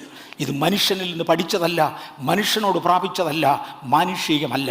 ഗലാത്യ ലേഖനം 1:9 തന്നെ തുടർന്നു, ഞങ്ങൾ മുൻ പറഞ്ഞതുപോലെ ഞാൻ ഇപ്പോൾ പിന്നെയും പറയുന്നു, നിങ്ങൾ കൈക്കൊണ്ട സുവിശേഷത്തിന് വിപരീതമായി ആരെങ്കിലും നിങ്ങളോട് സുവിശേഷം അറിയിച്ചാൽ അവൻ ശപിക്കപ്പെട്ടവൻ. നിങ്ങളൊരു സുവിശേഷം കൈക്കൊണ്ടിട്ടുണ്ടല്ലോ. മാറിത്തിരിയുന്നവരെ ഞാൻ ഒരുപാട് കണ്ടിട്ടുണ്ട്. ഈ ഭയങ്കര ഉദാഹരണങ്ങളൊക്കെയാണ് പറഞ്ഞാൽ നമ്മുടെ സഭായോഗത്തിൻ്റെ അന്തരീക്ഷം കളയാനല്ല, പക്ഷെ നമ്മൾ ആഴത്തിൽ പ്രതിഷ്ഠിക്കാൻ വേണ്ടി. ഇന്നാരെൻ്റെ ആത്മീക പിതാവാണെന്ന് പറഞ്ഞു നടന്നവൻ 3 മാസം കഴിഞ്ഞപ്പോൾ പിതാവിൻ്റെ പേര് മാറ്റി, മറ്റേ പുള്ളി എൻ്റെ പിതാവ്. 5 കൊല്ലം കഴിഞ്ഞപ്പോൾ പിന്നെയും മാറി, 3-ാമത്തെ പുള്ളിയാണ് എൻ്റെ പിതാവ്. ഇങ്ങനെ അപ്പന്മാരെ മാറുന്നവർ വരെയുണ്ട്. തീരുമാനങ്ങൾ വെറും വെള്ളത്തിൽ വരച്ച വര പോലെ മാറുന്നവരുണ്ട്. ഞങ്ങൾ മുൻ പറഞ്ഞതുപോലെ ഇപ്പോൾ പിന്നെയും പറയുന്നു, നിങ്ങൾ കൈക്കൊണ്ട സുവിശേഷത്തിന് വിപരീതമായി. ഏതു സുവിശേഷമാണ് നിങ്ങൾ കൈക്കൊണ്ടത്? ഞങ്ങൾ പ്രസംഗിച്ചത് ഭക്തിക്കൊത്ത ഉപദേശമാണ്. ഭക്തിക്കൊത്ത ഉപദേശം. ദൈവവചനത്തിനൊരു മാന്യതയുണ്ട്, അതിനൊത്ത ഉപദേശമാണ്. അതിൽ നിന്ന് മാറിയാൽ അങ്ങനെ നിങ്ങളെ സുവിശേഷം അറിയിക്കുന്നവൻ ശപിക്കപ്പെട്ടവൻ. 1 കൊരിന്ത്യർ 6:3 നമ്മുടെ കർത്താവായ യേശു ക്രിസ്തുവിൻ്റെ പത്യവചനവും ഭക്തിക്കൊത്ത ഉപദേശവും അനുസരിക്കാതെ അന്യഥാ ഉപദേശിക്കുന്നവൻ. അങ്ങനത്തെ ആളുകൾ കാണും, അത് ശോധനയ്ക്ക് എടുക്കത്തില്ല. കൊലോസ്യ ലേഖനം 1:28 അവനെ ഞങ്ങൾ അറിയിക്കുന്നതിൽ ഏതു മനുഷ്യനെയും ക്രിസ്തുവിൽ തികഞ്ഞവനായി നിർത്തേണ്ടതിന് ഏതു മനുഷ്യനെയും പ്രബോധിപ്പിക്കുകയും ഏതു മനുഷ്യനോടും സകല ജ്ഞാനത്തോടും കൂടെ ഉപദേശിക്കുകയും ചെയ്യുന്നു. എന്തോ ലക്ഷ്യം ഏതു പുരുഷനെയും ക്രിസ്തുവിൽ തികഞ്ഞവനാക്കുക. ഒരുപാട് പേര് എന്നോട് പറഞ്ഞിട്ടുണ്ട്, I preach only the love of God. I preach that God is love. ദൈവം സ്നേഹം തന്നെയാണ്, ഇത് പറയാൻ മാത്രമേ എന്നെ ഏൽപ്പിച്ചിട്ടുള്ളൂ. വേറെ ചിലർ പറയാറുണ്ട്, ക്രിസ്തുവിനെ പ്രസംഗിക്കാൻ മാത്രമേ എന്നെ ഏൽപ്പിച്ചിട്ടുള്ളൂ. വിശുദ്ധ പൗലോസ് പറയുകയാണ്, എന്നെ 3-ാം സ്വർഗം വരെ കൊണ്ടുപോയി ചൊവ്വേ പറയേണ്ടത് എന്താണെന്ന് പറഞ്ഞാ വിട്ടത്. ഏതു മനുഷ്യനെയും ക്രിസ്തുവിൽ തികഞ്ഞവനാക്കുവാൻ ആവശ്യമുള്ളത് മുഴുവനും പ്രസംഗിച്ചിരിക്കണം. ആ മോഡൽ ഫോളോ ചെയ്യുവാൻ ബേഥേലിന് കഴിഞ്ഞതിനാൽ ഞാൻ ദൈവത്തെ നന്ദിയോടെ സ്തുതിക്കുന്നു. ഇനിയും ഈ നല്ല അടിസ്ഥാനത്തിന്മേലാണോ പണിതിരിക്കുന്നതെന്ന് കർത്താവ് ശോധന ചെയ്യും. Tested by flood and wind. മത്തായിയുടെ സുവിശേഷം 7:25 മുതൽ 27 വരെയുള്ള വാക്യങ്ങളിൽ പാറമേൽ പണിതിരിക്കുന്ന വീടും മണലിൻ്റെ മേൽ പണിതിരിക്കുന്ന വീടും വർഷങ്ങൾക്ക് മുമ്പേ ഞാനിവിടെ ഭയങ്കരമായി വിശദീകരിച്ചിട്ടുണ്ട്. ഇന്ന് പകൽ ഒന്നുകൂടെ തൊടട്ടെ. ഞാനൊരു വീട് പണിയുവാൻ വേണ്ടി ഇവിടെ വരികയാണ്. ഒരു വീട് പണിയുവാൻ വേണ്ടി ഞാൻ ഈ സ്റ്റേജിൽ പണി തുടങ്ങട്ടെ. ഇവിടെ പണിയുവാൻ വേണ്ടി വന്നു. ഞാൻ നോക്കുമ്പോൾ ഉയർന്ന ലെവലാണ്, ഒത്തിരി മണ്ണൊക്കെ കിളന്ന് കിടക്കുക. ഇവിടുന്ന് അങ്ങ് പണിതു പോയാൽ എളുപ്പമാ, ആർക്കും കുഴപ്പമില്ല. വന്നവരെ അതുപോലെ അങ്ങ് അംഗീകരിക്കുക, നിന്നവരെ അതുപോലെ തന്നെ അംഗീകരിക്കുക, എങ്ങും കുഴിക്കേണ്ടതില്ല എന്ന്. അങ്ങനെ മണലിൻ്റെ മേൽ വീട് പണിതവരുണ്ട്. പക്ഷെ ഞാനിവിടെ വരുമ്പോൾ എനിക്കറിയാം, ഈ കിടക്കുന്ന മണലിനും അടിയിലൊരു പാറയുണ്ട്. ആ പാറയ്ക്കും ഇടയിലാണ് ഈ മണ്ണ് കിടക്കുന്നത്. അതുകൊണ്ട് ഈ മണ്ണ് കുഴിച്ചു മാന്തി വ്യർത്ഥ പാരമ്പര്യങ്ങൾ, മാനുഷികമായ ചിന്തകൾ, ഭൗതികമായ ഉപദേശങ്ങൾ, ജഡത്തിൻ്റെ വിചാരങ്ങൾ, ധനത്തിൻ്റെ മോഹങ്ങൾ മുതലായി കിടക്കുന്ന ഈ മണ്ണ് കുഴിച്ചു മാന്തി കളഞ്ഞേച്ച് അതിനടിയിലെ ആഴമുള്ള പാറയിൽ പണിതേ മതിയാകൂ. അതാണ് ദൈവത്തിൻ്റെ വചനത്തിന്മേൽ പണിതേ മതിയാകൂ. അതാണ് ശോധന ചെയ്യപ്പെടുന്നത്. ആണോ എന്നറിയുവാൻ എൻ്റെ യേശു പറഞ്ഞു, വൻമഴ ചൊരിഞ്ഞു, കാറ്റടിച്ചു, വീടിൻ്റെ മേലടിച്ചു. അടിസ്ഥാനമുള്ളതാണെങ്കിൽ വീഴത്തില്ല, അടിസ്ഥാനമില്ലാത്തതാണെങ്കിൽ വീഴും. So they will be tested by flood and winds. ജലപ്രളയങ്ങൾ കൊണ്ടും മറ്റു പലതുകൊണ്ടും ദൈവം അതിനെ ശോധന ചെയ്യും. ദൈവത്തിൻ്റെ വചനത്തിൻ്റെ ഒറ്റ പ്രമാണമല്ല, അനേക പ്രമാണങ്ങൾ ചേർന്നതാണ് നമ്മുടെ അടിസ്ഥാനക്കല്ല്. ഈ പ്രമാണങ്ങളെല്ലാം നമ്മൾ പാലിക്കുന്നുണ്ടോ? നമ്മളിത് പാലിപ്പാൻ ബാധ്യസ്ഥരാണ്. നാം ഇത് പാലിച്ചേ മതിയാകുകയുള്ളൂ. അനേക കല്ലുകൾ ഒരുമിച്ച് ചേർന്ന് ഒരടിസ്ഥാനം പണിയുകയാണ്. ഈ അടിസ്ഥാനത്തിന്മേലാണ് നമ്മുടെ കെട്ടിടം പണിയേണ്ടത്. ഈ വൻമഴ ചൊരിഞ്ഞു, കാറ്റടിച്ചു, വെള്ളപ്പൊക്കമുണ്ടായി. അനേക പ്രാവശ്യങ്ങളിൽ പ്രതിസന്ധിയില്ലാതെ, ചോദ്യചിഹ്നങ്ങളില്ലാതെ, തകർത്തിടുമെന്ന് പറയുന്ന കാറ്റടിക്കാതെ ആരെയും കർത്താവ് അംഗീകരിക്കുന്നില്ല, വിശുദ്ധനെ അംഗീകരിക്കുന്നില്ല. ഇതടിക്കുമ്പോൾ അടിസ്ഥാനം ഇല്ലാത്തത് തകർന്നു വീഴും. ഭീമ കോർട്ടിൽ നടക്കുന്ന ഒന്നാമത്തെ ടെസ്റ്റാണ്. ജീവപുസ്തകത്തിൽ പേരുള്ളവനെ മാത്രമേ അങ്ങോട്ട് കയറ്റിവിടത്തുള്ളൂ. ജീവപുസ്തകത്തിൽ പേരുള്ളവനെ മാത്രമേ അങ്ങോട്ട് കയറ്റിവിടത്തുള്ളൂ. ഭീമ കോർട്ടിൽ ചെന്നു കഴിഞ്ഞാൽ ആദ്യമായിട്ട് നടക്കുന്ന ടെസ്റ്റ് സ്വന്തം അടിസ്ഥാനത്തിൽ, ദൈവവചനമെന്ന അടിസ്ഥാനത്തിന്മേൽ പണിതതാണോ അത് ശോധന ചെയ്യും. രണ്ടാമത്തെ ടെസ്റ്റ് മെറ്റീരിയൽ, എന്ത് മെറ്റീരിയൽസാണ് ഉപയോഗിച്ചിരിക്കുന്നത്, മിനുസമുള്ളതും വിലപ്പിടിപ്പുള്ളതുമാണോ അതോ വില കുറവുള്ളതാണോ. ഞാൻ എൻ്റെ വ്യക്തിപരമായ അനുഭവത്തിൽ നിന്ന് പറയാം. ഒരുപാട് കൺവെൻഷനുകൾക്ക് യാത്ര ചെയ്യാൻ കൃപയാൽ കർത്താവ് എനിക്ക് അവസരം തന്നിട്ടുണ്ട്. എൻ്റെ 12ാമത്തെ വയസ്സ് മുതൽ അറിയാവുന്നതുപോലെ സുവിശേഷം പ്രസംഗിച്ചു തുടങ്ങിയതിനാലും, അക്കാലത്ത് പെന്തക്കോസ്തുകാരുടെ ഇടയിൽ ആളുകൾ തീരെ ഇല്ലാഞ്ഞതിനാലും, മാത്രമല്ല നിക്കറിട്ട ഒരു കൊച്ചനാകയാലും അവിടെയും ഇവിടെയും വന്ന് സാക്ഷിയെങ്കിലും പറയാൻ പലരും എന്നോട് ആവശ്യപ്പെട്ടിട്ടുണ്ട്. ഞാൻ പലയിടത്ത് പോയിട്ടുണ്ട്. പിന്നത്തേതിൽ പ്രസംഗിക്കാൻ സ്റ്റേജ് ആയതോടെ ഇന്നും കേരളത്തിൽ കൂടെ പലപ്പോഴും യാത്ര ചെയ്യുമ്പോൾ 1 മണിക്കൂറിൽ 1 പ്രാവശ്യം എങ്കിലും ഏത് റോഡേ പോയാലും 1 മണിക്കൂറിൽ 1 പ്രാവശ്യമെങ്കിലും സൈഡിലുള്ള ഏതെങ്കിലും ഒരു ഗ്രൗണ്ട് കണ്ടുകൊണ്ട് ഞാൻ ഇവിടെ വന്ന് പ്രസംഗിച്ചിട്ടുണ്ട് എന്ന് പറയാറുണ്ട്. ലണ്ടൻ ബ്രെഡ് കേരളത്തിൽ യാത്ര ചെയ്യാൻ സ്വർഗത്തിലെ ദൈവം കൃപ ചെയ്തു. ഭാരതത്തിൽ മുഴുവനും യാത്ര ചെയ്യുവാൻ, ഏതാണ്ട് 20 സ്റ്റേറ്റുകളിൽ യാത്ര ചെയ്യുവാൻ സ്വർഗത്തിലെ ദൈവം കൃപ ചെയ്തു. ലോകത്തിൻ്റെ അനേക ഇടങ്ങളിൽ യാത്ര ചെയ്യുവാൻ ദൈവം എനിക്ക് കൃപ ചെയ്തു. പക്ഷെ ഒരു കാലഘട്ടമായപ്പോൾ എനിക്കൊരു കാര്യം മനസ്സിലായി. എൻ്റെ വീട്ടിൽ എൻ്റെ വകയായി ഒരു കൺവെൻഷൻ നടത്തിയാൽ ആൾ കൂടണമെങ്കിൽ ചിലരുടെയൊക്കെ പേര് വെച്ചാൽ മതി. അതുകൊണ്ട് എം എ വർഗീസ് കൂടെ പോരട്ടെന്ന് പറഞ്ഞ് വിളിച്ചു. അവിടെ പോയാൽ എൻ്റെ 2 ദിവസം അങ്ങ് മാറും. എനിക്ക് നിശ്ചയമായും പോക്കറ്റ് നിറച്ച് കാശ് കിട്ടും. പക്ഷേ അത് മണലിന്മേൽ പണിത പണിയല്ലേ. ഞാൻ ഉപയോഗിക്കുന്ന മെറ്റീരിയൽ ആ ധനത്തിൻ്റെ താല്പര്യമല്ലേ എന്ന് ചിന്തിച്ചുകൊണ്ട് ഒഴിഞ്ഞു മാറിയ ഒരുപാട് കേസസ് എനിക്കറിയാം. ആ ദിവസങ്ങൾ പ്രയോജനമുള്ളതായിരുന്നു. ഇന്ന് ദൈവം ഇവിടം വരെ നടത്തി. എനിക്ക് ലഭിച്ച ദൈവകൃപയ്ക്കൊത്തവണ്ണം ഞാൻ ജ്ഞാനമുള്ള ശില്പിയായി ഒരടിസ്ഥാനം ഇട്ടിരിക്കുന്നു. വിശുദ്ധ പൗലോസ് പറയുന്നതാണ്, ഓരോരുത്തൻ മീതെ പണിയുന്നു, താൻ എങ്ങനെ പണിയുന്നുവെന്ന് ഓരോരുത്തരും നോക്കിക്കൊള്ളട്ടെ. കറക്റ്റ് അടിസ്ഥാനത്തിന്മേലാണ് പൗലോസ് അടിസ്ഥാനം വിട്ടു. ദൈവവചനം എന്ന അടിസ്ഥാനം നമുക്ക് കിട്ടി. അതിൻ്റെ മേലാണ് ഞാൻ പണിയുന്നത്. പക്ഷേ എന്തുകൊണ്ട് പണിയുന്നുവെന്ന് ഓരോരുത്തരും നോക്കിക്കൊള്ളട്ടെ. 12ാമത്തെ വാക്യത്തിൽ ആ അടിസ്ഥാനത്തിന്മേൽ ആരെങ്കിലും പൊന്നെ, വെള്ളി, വിലയേറിയ കല്ല്, മരം, പുല്ല്, വൈക്കോൽ എന്നിവ പണിയുന്നുവെങ്കിൽ അവൻ്റെ പ്രവൃത്തി വെളിപ്പെട്ടു വരും. പ്രവൃത്തികൾ ഉപയോഗിച്ചിരിക്കുന്ന മെറ്റീരിയൽ വിലപ്പിടിപ്പുള്ള മെറ്റീരിയലാണോ ഉപയോഗിച്ചത്, വില കുറഞ്ഞ മെറ്റീരിയലാണോ ഉപയോഗിച്ചത്? വില കുറഞ്ഞ മെറ്റീരിയൽ നിസ്സാര വില കൊണ്ട് വലിയ അളവിൽ കണ്ടെന്ന് വരാം. ഇവിടെ വൈക്കോൽ വരെ പറയുന്നുണ്ട്. വൈക്കോലൊക്കെ ആണെങ്കിൽ ഒരുപാട് കിട്ടും. പൊന്നും വെള്ളിയും ഒന്നും അങ്ങനെ കിട്ടത്തില്ല.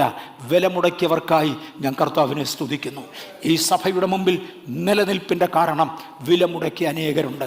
പഴികളും ദുഷികളും എതിർപ്പുകളും അപവാദങ്ങളും ഒരുപോലെ പിശാച് അവൻ്റെ സകല സേവകന്മാരെ കൊണ്ടും അഴിച്ചു വിടുമ്പോൾ, അമ്പുകൾ വട്ടത്തിൽ നിന്ന് വരുമ്പോൾ, കർത്താവിന് വേണ്ടി നിലനിൽക്കുമെന്ന് പറഞ്ഞുകൊണ്ട് വീറോടെ നിൽക്കുന്ന, വില മുടക്കി പണിയുന്ന ചിലരെ ദൈവം ഇവിടെ ഒരുക്കിയതിനായി സ്തോത്രം.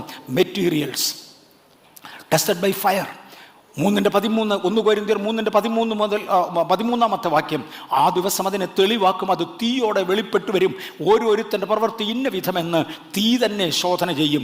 ഒരുത്തൻ്റെ പണി ഒരുത്തൻ പണിത പ്രവൃത്തി നിലനിൽക്കുമെങ്കിൽ അവന് പ്രതിഫലം കിട്ടും. ഒരുത്തൻ്റെ പ്രവൃത്തി വെന്തുപോയെങ്കിൽ അവന് ഛേദം വരും, താനോ രക്ഷിക്കപ്പെടും. എന്നാൽ തീയിൽ കൂടെ എന്നതുപോലെ അത്രേ. ഇപ്പം അതിൻ്റെ പദം തൊടുന്നില്ല, അടുത്ത വാക്ക് തൊട്ട് പോക്കോട്ടെ. മനുഷ്യൻ കാണേണ്ടതിന്, കർത്താവായ യേശു മത്തായിയുടെ സുവിശേഷം 6:1 പറഞ്ഞത്, മനുഷ്യർ കാണേണ്ടതിന് നിങ്ങളുടെ നീതിയെ അവരുടെ മുമ്പിൽ ചെയ്യാതിരിപ്പാൻ സൂക്ഷിച്ചുകൊള്ളുവീൻ. അല്ലഞ്ഞാൽ സ്വർഗത്തിലുള്ള നിങ്ങളുടെ പിതാവിൻ്റെ പക്കൽ നിന്ന് നിങ്ങൾക്ക് പ്രതിഫലം ഇല്ലാതെ പോകും. തീയോട് ശോധന ചെയ്യുന്നൊരു സമയമുണ്ട്. ഇവിടെ പലരും എൻ്റെ കയ്യിൽ പൈസ കൊണ്ട് തരും. തന്നിച്ചു വരെ എൻ്റെ പേരാരും അറിയരുത്. പറഞ്ഞില്ല ബ്രദർ, സ്തോത്ര കാഴ്ചയെ പോക്കോളൂ. ചിലർ, ഒരു ഉദാഹരണം പറയാം, ആ മനുഷ്യൻ ഇന്ന് ജീവനോടില്ല, നമ്മുടെ ചർച്ചിലും ഇല്ല. ഇവിടെ ഉണ്ടായിരുന്നൊരു മനുഷ്യൻ. ഇവിടെ നിങ്ങളിൽ ആർക്കെങ്കിലും ഒരാവശ്യമുണ്ടെന്നിരിക്കട്ടെ, അദ്ദേഹം എൻ്റെ അടുത്ത് കൊണ്ടുവന്ന് ഒരു 10 രൂപ തരും. എന്നിട്ട് പറയും, പാസ്റ്ററെ ഇത് ഇന്നയാളിൻ്റെ കൊടുത്തേക്കണം. എന്നിട്ട് സുനിലിനെ വിളിച്ചു പറയും, സുനിൽ പാസ്റ്ററെ ഇന്നയാളിന് കൊടുക്കാൻ 10 രൂപ ഞാൻ എം എ വർഗീസിൻ്റെ കൊടുത്തിട്ടുണ്ട്, ഒന്ന് ഓർപ്പിച്ചേക്കണേ. അത് കഴിഞ്ഞ് അക്കൗണ്ട് സെക്ഷനിൽ ചെന്ന് വരെ ഇന്നയാളിന് കൊടുക്കാൻ ഇത്ര രൂപ എം എ വർഗീസിൻ്റെ കൊടുത്തിട്ടുണ്ട്, നിന്നാരോടൊക്കെ പറഞ്ഞിട്ടുണ്ട്, നിന്നോടും ഒന്ന് പറയുക, ഒന്ന് ഓർപ്പിച്ചേക്കണേ. ഞാൻ പറഞ്ഞു എൻ്റെ ഞാൻ ഡയറക്റ്റ് അങ്ങ് അനൗൺസ് ചെയ്യാൻ വേണ്ടി ഇതിന് എന്ത് ബുദ്ധിമുട്ട്, പൈസ ഏതായാലും ആളിന് വേണം, ഇത് എൻ്റെ പേർക്കല്ല, ആളിന് വേണം, നീ ആ കൊടുത്ത് ഞാൻ അങ്ങ് അനൗൺസ് ചെയ്തേക്കാം, തകരാറില്ല. ചിലർ അവരുടെ പ്രവൃത്തികൾ എല്ലാവരും കാണണമെന്ന് ആഗ്രഹിക്കുന്നു, വേറെ ചിലർ അങ്ങനെയല്ല, ആരും അറിയാതെ ചെയ്യുവാൻ. മത്തായിയുടെ സുവിശേഷം 6:1 യേശു പറഞ്ഞു, മനുഷ്യർ കാണേണ്ടതിന് നിങ്ങളുടെ നീതി അവരുടെ മുമ്പിൽ ചെയ്യാതിരിപ്പാൻ സൂക്ഷിപ്പീൻ. ഞാനിതിൻ്റെ ഒരു മറുവശവും പറയാം. നിങ്ങൾ ചൊവ്വെ ജീവിക്കുന്നുവെന്ന് നിങ്ങളുടെ കൂട്ടു സഹോദരങ്ങൾ അറിയണം, അത് നിങ്ങളുടെ സാക്ഷ്യം. അവരെ കാണിക്കാൻ വേണ്ടി ചെയ്യുകയല്ല, അവർക്ക് സാക്ഷ്യമാകാൻ ചെയ്യുക. പൗലോസ് പറഞ്ഞു, ഞാൻ സാക്ഷ്യമായി ജീവിക്കാം, നിങ്ങൾ എന്നെ അനുഗമിക്കുക. എൻ്റെ ജീവിതത്തിലൊരു പരാജയമുണ്ടെങ്കിൽ നിങ്ങൾ എന്നോട് പറഞ്ഞതാ, ഇല്ലെങ്കിൽ നിങ്ങൾ എന്നെ അനുഗമിക്കുക, ഞാൻ നിങ്ങൾക്കൊരു മാതൃകയാണ്. യേശുവെ അങ്ങെന്തിനെ പരസ്യമായി സ്നാനപ്പെട്ടത്, നിങ്ങൾക്കൊരു മാതൃകയാണ്. അങ്ങെന്തിനെ പരസ്യമായി നിലവിളിച്ചത്, നിങ്ങൾക്കൊരു മാതൃകയാണ്. അങ്ങെന്തിനെ ക്രൂശിൻ്റെ മേൽ ആണിയേറ്റത്, നിങ്ങളെ വിടുവിക്കാനാണ്, ഒരു ലക്ഷ്യമുള്ളത് കൊണ്ടാണ് ചെയ്യുന്നത്. മനുഷ്യർ കാണേണ്ടതിന് നിങ്ങളുടെ നീതിയെ അവരുടെ മുമ്പിൽ കാണിക്കരുത്, പകരം അത് ദൈവത്തിന് മാത്രം കാണേണ്ടതിനാകട്ടെ, അല്ലെങ്കിൽ നിങ്ങളുടെ പിതാവിൻ്റെ പക്കൽ നിന്ന് നിങ്ങൾക്കുള്ള പ്രതിഫലം ഇല്ലാതെ പോകും. ഇന്ന് അത്ഭുതങ്ങൾ നടന്നതും വീര്യപ്രവൃത്തികൾ നടന്നതും ഞാൻ പരസ്യമായി പറയാറുണ്ട്. എന്തിനാണെന്നറിയാമോ? വേറൊരാളുടെ വിശ്വാസം ജനിപ്പിക്കാനാണ്. പക്ഷെ മാർത്തോമാ സഭയിൽ പ്രയോജനപ്പെട്ടിരുന്ന കർത്തൃദാസന്മാരിൽ ചിലർ അവരുടെ അനുഭവ സാക്ഷ്യം തൊടുമ്പോൾ പറയുന്നത് ഞാൻ കേട്ടിട്ടുണ്ട്, നിങ്ങളുടെ വിശ്വാസം ഉറപ്പിക്കാൻ വേണ്ടി ഇന്ന സംഭവം ഞാൻ പറയാം, എന്നിട്ട് ഒരു കൊച്ചു ബ്രാക്കറ്റിനകത്ത് ഒരു പരന്തറ്റിക് ക്ലോസ്, അതിൻ്റെ പ്രതിഫലം അങ്ങ് പോയെന്നല്ലേ ഉള്ളൂ. മനസ്സിലായോ? ഞാൻ ഒരു സംഭവം പറയാം, അതിൻ്റെ പ്രതിഫലം പോയെന്നേ ഉള്ളല്ലോ, എങ്കിലും നിങ്ങളുടെ വിശ്വാസം ഉറപ്പിക്കുവാൻ നിങ്ങളുടെ നീതിയെ ജനം കാണേണ്ടതിന് അവരുടെ മുമ്പിൽ കാണിക്കരുത്. നിങ്ങൾ ചെയ്യുന്നത് മറ്റുള്ളവരെ അറിയണം, അത് അവരുടെ സാക്ഷ്യത്തിനാണ്. പക്ഷെ അതിനുവേണ്ടി ചെയ്യരുത്. തീയോട് ശോധന ചെയ്യുന്ന ഒരു ദിവസം വരും. അടുത്തത്, workmanship shall be tested by Jesus. നമ്മൾ എങ്ങനെ പ്രവർത്തിച്ചു എന്നത്, ഇതിൻ്റെ മിനുക്കം എന്നാ ഉണ്ടെന്ന്, ഇത് ഇവിടെ കൊണ്ട് വെച്ചിരിക്കുന്നത് മിനിഞ്ഞത് കൊണ്ടാണ് ഇവിടെ വെച്ചത്. ഈ സാധനത്തിന് മിനുക്കമില്ലായിരുന്നെങ്കിൽ ഇവിടെ വെക്കത്തില്ലായിരുന്നു. ഒന്ന്, അടിസ്ഥാനം ഏതെന്ന് ബീമ കോർട്ടിൽ ചെക്ക് ചെയ്യും. 2, എന്ത് മെറ്റീരിയൽ കൊണ്ടാണ് വില മുടക്കിയിട്ടുണ്ടോ എന്ന് ചെക്ക് ചെയ്യും. 3, ഏത് മിനുസത്തിൽ പണിതിരിക്കുന്നു, ഇതിൻ്റെ മിനുസം എന്നാ ഉണ്ട്, ഇതിൻ്റെ ക്ലീൻനെസ് എന്തുണ്ട്, പോളിഷ് എന്തുണ്ട് എന്ന് ചെക്ക് ചെയ്യും. വെളിപ്പാട് പുസ്തകം 3:2 ഉണർന്നുകൊള്ളുക, ചാവാറായ ശേഷിപ്പുകളെ ശക്തീകരിക്കുക. ഞാൻ നിൻ്റെ പ്രവൃത്തി എൻ്റെ ദൈവത്തിൻ്റെ സന്നിധിയിൽ പൂർണ്ണതയുള്ളതായി കണ്ടില്ല. ചെക്ക് ചെയ്ത് പറഞ്ഞു തരുന്ന എൻ്റെ യേശുവിനായി നന്ദി. ഞാൻ നിൻ്റെ പ്രവൃത്തി ശോധന ചെയ്യുന്നുണ്ട് മോനെ. ആ ന്യായവിധിയുടെ ദിവസത്തിൽ വരുന്നതിന് മുന്നമേ അന്നൊന്ന് ഓർപ്പിക്കുന്നതിനായി സ്തോത്രം. ഉപദേശപരമായ വിഷയങ്ങളിൽ എത്രയോ ദൈവദാസന്മാർ ദൈവത്തിൻ്റെ മഹാകരുണയാൽ എന്നെ വിളിച്ച് ചോദിക്കാറുണ്ട്, വ്യക്തിപരമായി വന്ന് കാണാറുണ്ട്, ലോകത്തിൻ്റെ പല ഭാഗത്തു നിന്ന് മെസ്സേജ് അയക്കാറുണ്ട്. എൻ്റെ ജീവിതത്തിൽ ഒരു സംശയമുണ്ടായാൽ, അറിവുണ്ട് എന്ന് എനിക്കും കൂടെ തോന്നുന്ന, റിസൾട്ടുണ്ട് എന്ന് എനിക്കും കൂടെ തോന്നുന്ന ആരോടെങ്കിലും ചോദിക്കാതെ ഞാനൊരു കാര്യത്തിൽ തീരുമാനമെടുക്കാറില്ല. കാര്യം, ദൈവത്തിൻ്റെ സന്നിധിയിൽ പ്രവർത്തികൾ പൂർണ്ണമോ ഹൈലി പോളിഷ്ഡ് ആണോ അല്ലയോ എന്ന് അറിയേണ്ടതിന് കർത്താവ് ഇതിനെ ശോധന ചെയ്യും. വെളിപ്പാട് പുസ്തകം 3:15-16 ഞാൻ നിൻ്റെ പ്രവൃത്തി അറിയുന്നു, നീ ഉഷ്ണവാനുമല്ല ശീതവാനുമല്ല. ശീതവാനോ ഉഷ്ണവാനോ ആയിരുന്നെങ്കിൽ കൊള്ളായിരുന്നു. ഇങ്ങനെ ശീതവാനുമല്ല ഉഷ്ണവാനുമല്ല ശീതോഷ്ണവാനാകയാൽ നിന്നെ എൻ്റെ വായിൽ നുമന്ന് കളയും. എനിക്ക് നിൻ്റെ പ്രവൃത്തിയുടെ ഗ്രേഡിങ് അളക്കാനുണ്ട്. അതിൻ്റെ പോളിഷ് അളക്കും, ഞാനതിൻ്റെ ഗ്രേഡിങ് അളക്കുന്നവനാണ്. ഏറ്റവും ഒടുവിലായി, the reward according to their works on the end or the end result.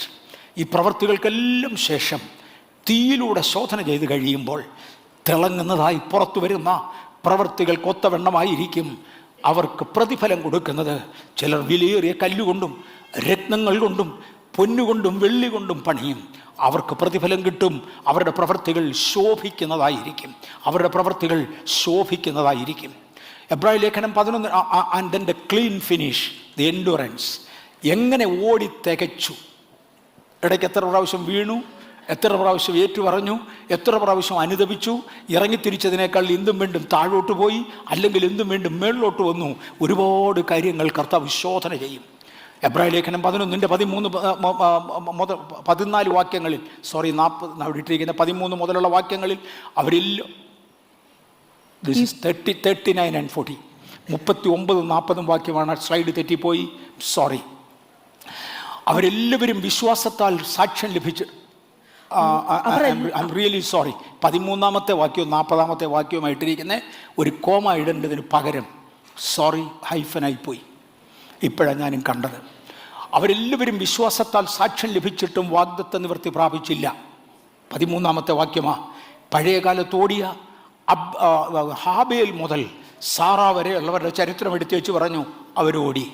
അവർക്കൊരു സാക്ഷ്യം ലഭിച്ചു, how clean they are or how wrong they were. അവർക്കൊരു സാക്ഷ്യം ലഭിച്ചു. അവരെല്ലാവരും രക്ഷാപൂർത്തി പ്രാപിക്കാതിരിക്കേണ്ടതിന് ദൈവം നമുക്ക് വേണ്ടി ഏറ്റവും നല്ലതൊന്ന് മുൻകരുതി. 40-ാം വാക്യത്തിലും ഇത് തന്നെയുണ്ട്. 13-ാമത്തെ വാക്യത്തിൽ ഹാബേൽ മുതൽ സേറ വരെയുള്ളവരെ 5 പേരുടെ ചരിത്രം എടുത്തു. അതിനെ തുടർന്ന് രക്തസാക്ഷികളായി മരിച്ചവർ, തീയ്ക്ക് ഇരയായി തീർന്നവർ, നിരൂപിക്കപ്പെട്ടവർ, തകർക്കപ്പെട്ടവർ, ഉപദ്രവിക്കപ്പെട്ടവർ എന്നിങ്ങനെയുള്ള ഒരു കൂട്ടം ഭക്തന്മാരുടെ ചരിത്രം എടുത്തു വെച്ച് പറഞ്ഞു. വിശ്വാസവീരന്മാരുടെ പട്ടിക നിരത്തി വെച്ച് പറഞ്ഞു ഇവരെല്ലാവരും ശോധന ചെയ്യപ്പെട്ടവരാ. അവർ മരിക്കുന്നതിന് മുന്നമേ അവരെങ്ങനെ ഓടിയെന്ന് സ്വർഗം റെക്കോർഡ് ചെയ്തു. ഇന്ന് പകൽക്കാലം ഇവിടെ ഇരിക്കുന്ന ദൈവ പൈതലേ, സ്വർഗം നമ്മെ റെക്കോർഡ് ചെയ്യുന്നുണ്ട് ഭീമ കോടതിയിൽ കൊണ്ടുവരുവാൻ. How clean are you running? What is your endurance? Pastor Paul Gopalakrishnan ഒരിക്കൽ പ്രസംഗിക്കുമ്പോൾ ന്യൂയോർക്ക് പട്ടണത്തിലെ ഒരു പ്രധാന മീറ്റിങ്ങിൽ താൻ പറയുന്നത് എനിക്ക് ഓർമ്മയുണ്ട്. ന്യായവിധിയുടെ ദിവസത്തിൽ വരുമ്പോൾ ഞാൻ എഴുന്നേറ്റ് നിന്ന് ഞാൻ ന്യൂയോർക്കിലെടുത്ത പ്രസംഗങ്ങളെല്ലാം അവിടെ വീഡിയോ കാണിക്കും. കർത്താവേ, ന്യൂയോർക്കിൽ ഞാൻ ഇത് ചെയ്തു, വാഷിങ്ടൺ DC-യിൽ ഞാൻ ഇത് പ്രസംഗിച്ചു, ലോകത്തിൻ്റെ പ്രധാനപ്പെട്ട തലങ്ങളിൽ ഞാൻ ഇതാണ് പ്രസംഗിച്ചത്, ഇന്ന ജനറൽ കൺവെൻഷനിൽ ഞാൻ ഇത് പ്രസംഗിച്ചു എന്ന് പറയുമ്പോൾ കർത്താവ് പറയും നിർത്തടാ. എന്നിട്ടൊരു ദൂതനോട് പറയും, ഇവന് പണ്ട് ബോംബെയുടെ പട്ടണത്തിൽ താമസിച്ചിരുന്നല്ലോ, അന്ന് ആ കാമാത്തിപ്പാളയത്ത് പോയ വീഡിയോ കയ്യിലുണ്ടോ? അതും കൂടി ഇങ്ങോട്ട് എടുക്കുക. നിൻ്റെ പ്രവൃത്തികളെ നിൻ്റെ കണ്ണിൻ്റെ മുമ്പിൽ കാണിക്കും. രക്ഷിക്കപ്പെട്ടതാ, സ്നാനപ്പെട്ടതാ, ദൈവകൃപയിൽ ജീവിക്കുന്നതാ, യേശുവിനെ രക്ഷകനെന്ന് സ്വന്തം വാഗുകൊണ്ട് ഏറ്റുപറഞ്ഞതാ, പഴയകാലം മുഴുവനും ക്ഷമിക്കപ്പെട്ടതാ, ഇന്ന് ദൈവത്തിൻ്റെ പൈതലാ. പക്ഷെ പ്രതിഫലം പകുക്കുമ്പോൾ അവനവൻ്റെ പ്രവൃത്തികൾക്ക് അടുത്തതായിരിക്കുമെന്ന് മറക്കരുത്. കുഞ്ഞുങ്ങളെ, ജീവിതത്തെ ചെറുപ്പം മുതൽ സൂക്ഷിക്കുവാൻ സ്വർഗം കൃപ തരട്ടെ. നമ്മൾ ഇവിടെ മുതലാണ് ഓട്ടം തുടങ്ങിയത്. ജീവിതത്തിലെ ഒന്നും മറക്കത്തില്ല. സകലതും കണ്ണിൻ്റെ മുമ്പിൽ നിരത്തിവെക്കുന്ന ഒരു രംഗമുണ്ട്. സകലതും കണ്ണിൻ്റെ മുമ്പിൽ നിരത്തിവെക്കും. നാം പ്രാപിക്കേണ്ടതിന് ദൈവം നമുക്ക് വേണ്ടി മുൻകരുതി അവരെയും നമ്മളെയും കൂടെ ഒരുമിച്ച് നിർത്തി ന്യായം വിധിക്കും. ന്യായവിധിയിൽ ചെല്ലുമ്പം പത്രോസിന് വേറെ കോടതിയും MA വർഗീസിന് രണ്ടാമതൊരു കോടതിയുമല്ല. എല്ലാത്തിനെയും കൂടെ ഒരൊറ്റ കോടതിയിൽ ഭീമായുടെ മുമ്പിൽ നിർത്തി ഒരുപോലുള്ള ന്യായവിധി തരും. ആ ന്യായവിധിയെ ഫേസ് ചെയ്യേണ്ടവരാണ് നാം. ഇന്നതാണ് എനിക്ക് ഏറ്റവും ഗൗരവമായി ഓർപ്പിക്കാനുള്ളത്. ഇത് ഓർത്തേ നാം ജീവിക്കാവൂ. 2 തീമോഥെയോസ് 4:7-8 വാക്യങ്ങളിൽ പൗലോസ് പറഞ്ഞു, ഞാൻ നല്ല പോർ പൊരുതു, ഓട്ടം തികച്ചു, വിശ്വാസം കാത്തു, ഇനി നീതിയുടെ കിരീടം എനിക്കായി വെച്ചിരിക്കുന്നു. We all who finish it will get A crown. നമ്മിൽ ഓരോരുത്തരും ഈ ഓട്ടം ഇതുപോലെ ഓടി തികയ്ക്കുന്നവർ ആ നീതിയുടെ കിരീടം പ്രാപിക്കും. തന്നെ അതിശ്രേഷ്ഠതകളെ അപ്പോസ്തലന്മാരിൽ ഒരുവനായി മാറിയിട്ടും പറഞ്ഞു, സത്യമായി ഞാൻ ഇതിന് യോഗ്യനല്ല, സഭയെ ഉപദ്രവിച്ചവനാണ് ഞാൻ. ന്യായപ്രമാണം സംബന്ധിച്ച് പരീക്ഷനായി മാറിയപ്പോൾ ദൈവം ഇച്ഛിക്കാത്ത ചിലത് എൻ്റെ ജീവിതത്തിൽ സംഭവിച്ചു പോയി. ആ പരാജയവശങ്ങൾ എനിക്ക് ഓർമ്മയുണ്ട്. എന്നാൽ അറിയായ്മയുടെ കാലങ്ങളാകയാൽ കർത്താവ് ക്ഷമിച്ചു. ഇന്നതിനകത്തിരിക്കുന്ന ദൈവമക്കളെ, അറിയായ്മയുടെ കാലങ്ങളെ കണക്കിടാത്തവൻ, പക്ഷെ അറിവായ ശേഷം താൻ ഓടിയതിന് തക്കവണ്ണം പ്രാപിക്കുവാൻ കർത്താവിൻ്റെ ന്യായാസനത്തിൻ്റെ മുൻപാകെ നാം നിൽക്കേണ്ടവരാണ്. ഞാൻ നല്ല പോർ പൊരുതു, ഓട്ടം തികച്ചു, വിശ്വാസം കാത്തു. ഞാൻ ഈ ഓട്ടം ഓടുമ്പോൾ തന്നെ എനിക്ക് പോരാട്ടമുണ്ട്. യുദ്ധം ചെയ്തുകൊണ്ടാണ് ഞാൻ ഓടുന്നത്. നിന്ന് പോരാടാൻ എനിക്കൊക്കത്തില്ല, ഓടിക്കൊണ്ട് വേണം പോരാടാൻ. ഞാൻ നല്ല പോർ പൊരുതു, ഓട്ടം തികച്ചു, വിശ്വാസം കാത്തു. പാസ്റ്ററെ, ഭയങ്കര പ്രതികൂലം വന്ന ആ സാഹചര്യത്തിൽ വിശ്വാസത്തിനൊരു ചെറിയ വിട്ടുവീഴ്ച. നാട്ടുകാർ മുഴുവനും എതിരായിരുന്നു, വീട്ടുകാർ മുഴുവനും എതിരായിരുന്നു. അന്നേരം നാട്ടിൽ ചെന്നപ്പോൾ ചുമ്മാ പഴയ പാരമ്പര്യത്തിൽ പോയി അവരുടെ കൂടെ ഒരു ലഞ്ച് കഴിച്ചു, അല്ലെങ്കിൽ ഒരു കുർബാന എടുത്തു, ഇല്ല എൻ്റെ കൊച്ചിനെ കൂടെ ഒന്ന് മുക്കിയച്ചു പോരുന്നു. മോനെ, ചോദിക്കുന്ന അതല്ല, നീ ഓടുമ്പോൾ വിശ്വാസം കാത്തോ. ഭയങ്കര പോരാട്ടത്തിന് നടുവിൽ 3 മണ്ഡലങ്ങൾ ഒരുമിച്ച് കൊണ്ടുപോകുക. ഇതിനകത്തിരിക്കുന്ന എനിക്കും നിങ്ങൾക്കും കൃപ തരുന്ന ദൈവത്തെ വാഴ്ത്തുന്നു. പൗലോസേ, അങ്ങയ്ക്ക് കൃപ ലഭിച്ചെങ്കിൽ ഞങ്ങൾക്കും കൃപ ലഭിക്കും. കാര്യം നമ്മളെ ഒരുമിച്ച് നിർത്തിയ ന്യായം വിധിക്കുന്നത് ഒരുപോലെയായിരിക്കും പോകുന്നത്. ഞാൻ നല്ല പോർ പൊരുതു, ഓട്ടം തികച്ചു, വിശ്വാസം കാത്തു, ഇനി നീതിയുടെ കിരീടം എനിക്കായി വെച്ചിരിക്കുന്നു, ഞാനത് വാങ്ങിക്കും. 2 കൊരിന്ത്യർ 5:10 ബീമാ കോടതിയെ കാണാം. 2 കൊരിന്ത്യർ 5:10 അവനവൻ ശരീരത്തിൽ ഇടിക്കുമ്പോൾ ചെയ്തത് നല്ലതാകലും തീയതാകലും അതിന് തക്കവണ്ണം പ്രാപിക്കേണ്ടതിന് നാം എല്ലാവരും ക്രിസ്തുവിൻ്റെ ന്യായാസനത്തിന് മുൻപാകെ വെളിപ്പെടേണ്ടതാകുന്നു. അവനവൻ ശരീരത്തിൽ ഇടിക്കുമ്പോൾ ചെയ്തത് നല്ലതാകലും തീയതാകലും, വിശ്വസിച്ചത് നല്ലതെന്നല്ല, ആഗ്രഹിച്ചത് നല്ലതെന്നല്ല, ആഗ്രഹത്തെ പ്രവൃത്തിയായി കണക്കിടുന്ന ദൈവമെന്നൊക്കെ ഒത്തിരി വാചകങ്ങൾ ആളുകൾ പറയും. പക്ഷേ കർത്താവ് അതിനെയൊന്നും അല്ല കണക്കിലെടുക്കുന്നത്. നാം അവനവൻ ശരീരത്തിൽ ഇടിക്കുമ്പോൾ ചെയ്തത് നല്ലതാകലും തീയതാകലും അതിന് തക്കവണ്ണം പ്രാപിക്കേണ്ടതിന് നാം എല്ലാവരും ക്രിസ്തുവിൻ്റെ ന്യായാസനത്തിന് മുൻപാകെ വെളിപ്പെടേണ്ടതാകുന്നു. ഈ ക്രിസ്തുവിൻ്റെ ന്യായാസനത്തെ ബേമ എന്ന് വിളിക്കുന്നു. ബേമ എന്ന കോടതി ശിക്ഷ വിധിക്കുന്ന കോടതിയല്ല. നിനക്ക് 3 കൊല്ലം തടവ്, നിനക്ക് 5 രൂപ ഫൈൻ, അതല്ല ബേമയുടെ കോടതി. ബേമയുടെ കോടതി 1-ാം സ്ഥാനത്ത് ഇന്നാര്, 2-ാം സ്ഥാനത്ത് ഇന്നാര്, 5-ാം സ്ഥാനത്ത് ഇന്നാര് എന്ന് സ്ഥാനനിർണയം നടത്തുന്ന കോടതിയാണ് ബേമ. അതിൻ്റെ മുമ്പിൽ നാം വന്ന് നിൽക്കും. ജീവപുസ്തകത്തിൽ പേരെഴുതി കാണാത്ത ഏവനെയും തീപ്പൊയ്കയിലേക്ക് മാറ്റിവെച്ചു, അവരെ ഇവിടെ കൊണ്ടുവരത്തില്ല. ഇടുക്കുവാതിലൂടെ അകത്ത് കയറിയ ദൈവത്തിൻ്റെ പൈതലേ, അതിൻ്റെ ശേഷമുള്ള ശോധനയുടെ 4ാമത്തെ ലെവലാണ് ഞാൻ ഈ പറഞ്ഞത്. നമ്മെ 4 ലെവലുകളിൽ ശോധന ചെയ്യും. ബേമായുടെ കോടതിയിൽ ദൈവം എന്നെ കൊണ്ടുവന്നു. ഇനിയും നിലനിൽക്കുന്ന പ്രവൃത്തികൾക്കൊത്തവണ്ണം ഒരുപാടങ്ങ് പോയി. ഞാൻ മുമ്പേ പറഞ്ഞിരുന്നു, കഴിഞ്ഞ ആഴ്ചയിൽ ഞാനൊരു പിക്ചർ പ്രൊജക്റ്റ് ചെയ്ത് കാണിച്ചതിനകത്ത് നിശ്ചയമായും ഞാൻ ആലോചിച്ചിരുന്നെങ്കിൽ എനിക്ക് ഒഴിവാക്കാമായിരുന്ന ഒരു പടം ഉണ്ടായിരുന്നു. അതിട്ടതിനകത്ത് എന്നോട് സഹോദരന്മാർ മുഷിഞ്ഞു. താങ്ക് യു, മുഷിഞ്ഞതിനകത്ത് നന്ദി. പക്ഷേ ഞാൻ ഇതുപോലെ ചെന്ന് കയറണമല്ലോ എന്നൊരു ലജ്ജ ഫീലിംഗ് എല്ലാവർക്കും ഉണ്ടാകുന്നത് നല്ലതാണ്. തീയിലൂടെ ശോധന ചെയ്യുമ്പോൾ സകലതും നഷ്ടപ്പെടും. ദൈവം, ഞാൻ കർത്താവിന് വേണ്ടി ഓടിത്തികച്ചത് മാത്രമേ കാണൂ, ബാക്കി എല്ലാം പോവും. ഞാൻ ഈ ലജ്ജ സഹിക്കരുത് എന്നൊരു ഫീലിംഗ് ഉണ്ടാകണം. റിമൈനിങ് വർക്ക്സിനൊത്തവണ്ണം രക്ഷ സൗജന്യമാണ്. രക്ഷയ്ക്ക് വില കൊടുക്കണ്ട, രക്ഷ സൗജന്യമാണ്. പക്ഷേ സ്വർഗത്തിൽ നിന്ന് കിട്ടുന്ന പ്രതിഫലങ്ങൾ സൗജന്യമല്ല, അത് അവനവൻ്റെ പ്രവൃത്തിക്കൊത്തതാണ്. ഒന്നുകൂടെ ഞാൻ ഈ പദം ആവർത്തിക്കട്ടെ, രക്ഷ സൗജന്യമാണ്, അതിനൊന്നും മുടക്കേണ്ട കാര്യമില്ല. പക്ഷെ പ്രതിഫലങ്ങൾ സൗജന്യമല്ല. പ്രതിഫലങ്ങൾ അവനവൻ ശരീരത്തിൽ ഇടിക്കുമ്പോൾ ചെയ്തത് നല്ലതാകലും തീയതാകലും അതിന് തക്കവണ്ണമാണ്. റിവാർഡ്സിനെ കാണിക്കേണ്ടതിന് വേണ്ടി കിരീടങ്ങൾ മുതൽ മെഡലുകൾ വരെ, ട്രോഫികൾ ഉൾപ്പെടെ ഞാൻ ഇവിടെ എടുത്തു കാണിച്ചു. അവനവൻ ശരീരത്തിൽ ഇടിക്കുമ്പോൾ ചെയ്തത് നല്ലതാകലും തീയതാകലും അതിന് തക്കവണ്ണം പ്രാപിക്കേണ്ടതിന് നാം എല്ലാവരും ക്രിസ്തുവിൻ്റെ ന്യായാസനത്തിൽ ബീമായുടെ മുമ്പിൽ നിൽക്കേണ്ടതാണ്. തിരഞ്ഞെടുക്കപ്പെടുന്ന ചിലർക്ക് സ്വർഗീയ കിരീടങ്ങൾ കർത്താവ് ദാനം ചെയ്യും. മറക്കരുത്, 1 യോഹന്നാൻ്റെ സുവിശേഷം 14:2 എൻ്റെ പിതാവിൻ്റെ ഭവനത്തിൽ അനേക വാസസ്ഥലങ്ങളുണ്ട്. ഇവിടെ കഴിഞ്ഞ ആഴ്ച ഞാൻ പിക്ചർ കാണിച്ചത്. എൻ്റെ പിതാവിൻ്റെ ഭവനത്തിൽ അനേക വാസസ്ഥലങ്ങളുണ്ട്, ഇല്ലെങ്കിൽ ഞാൻ നിങ്ങളോട് പറയുമായിരുന്നു. ഞാൻ നിങ്ങൾക്ക് സ്ഥലമൊരുക്കുവാൻ പോകുന്നു. ഞാൻ പോയി നിങ്ങൾക്ക് സ്ഥലമൊരുക്കിയാൽ ഞാൻ ഇരിക്കുന്നിടത്ത് നിങ്ങളും ഇരിക്കേണ്ടതിന് പിന്നെയും വന്ന് നിങ്ങളെ എൻ്റെ അടുക്കൽ ചേർത്തുകൊള്ളും. യേശു സ്ഥലമൊരുക്കാൻ പോയിരിക്കുക. വ്യത്യസ്ത സ്ഥലങ്ങളും സ്ഥാനങ്ങളും സ്വർഗത്തിലുണ്ട്. ഈ പുസ്തകത്തിൽ നിന്ന് ഞാൻ കഴിഞ്ഞ ആഴ്ചയിൽ പറഞ്ഞിരുന്നു, ഹാനൂക്കിൻ്റെ പുസ്തകത്തിൽ നിന്നാണ് ഇത്. വേദപുസ്തകത്തിൻ്റെ ഭാഗമല്ല, അഡീഷണൽ പ്രൂഫ് വെളിയിൽ നിന്ന് എടുക്കുക. ഞാൻ മുമ്പേ ആറ്റം ബോംബ് എന്നൊരു പദം ഉപയോഗിച്ചു, വേദപുസ്തകത്തിൽ എഴുതിയിട്ടില്ല. അഡീഷണൽ പ്രൂഫ് ന്യൂസിൽ നിന്ന് എടുത്തതാണ്. പക്ഷെ സംഗതി സത്യമാണ്. ഞാൻ റഷ്യയുടെ പേര് പറഞ്ഞു, വേദപുസ്തകത്തിൽ ആ പേര് ഡയറക്റ്റ് ഇല്ല. പിന്നെ എവിടെ നിന്ന് കിട്ടി? ഞാൻ ചരിത്രത്തിൽ നിന്ന് എടുക്കുക. അതിൻ്റെ അഡീഷണൽ പ്രൂഫിന് വേണ്ടിയാണ്. അതുപോലെ അഡീഷണൽ പ്രൂഫ് എടുത്താണ് പോകുന്നത്. ആ പുസ്തകത്തിനകത്ത് പറയുന്നുണ്ട്, ഒരു സൂചന ബൈബിളിലുണ്ട്. ഉൽപ്പത്തി പുസ്തകം 1:6 ആകാശത്തെ സൃഷ്ടിച്ച ശേഷം നല്ലതെന്ന് കണ്ടെന്ന് എഴുതിയിട്ടില്ല എന്ന് പറഞ്ഞാൽ നല്ലതല്ലാത്ത പലതും അവിടെ ഇരിപ്പുണ്ട്. ഞാൻ കഴിഞ്ഞ ആഴ്ചത്തേക്കാൾ ഇത് ഒന്നുകൂടെ അമെൻഡ് ചെയ്തു, ഒന്നുകൂടി എഡിറ്റ് ചെയ്തു ഈ ഒരു സ്ലൈഡ്. ഇതിനകത്ത് ഹാനോക്ക് പറയുന്നത്, he says in the second heaven the souls are bound and suffer shame. അവിടെ പലരെയും കെട്ടിയിട്ടിരിക്കുക, അവർ ലജ്ജ അനുഭവിക്കുക. And also along with the second class spirits, പരിശുദ്ധാത്മാവല്ലാതെ അനേക ആത്മാക്കളുണ്ട്. വല്ല ആത്മാവിനും ഭയപ്പെടരുത്. വല്ല ആത്മാവിനെയും കേട്ട് നിങ്ങൾ ഇളകിപ്പോകരുത്.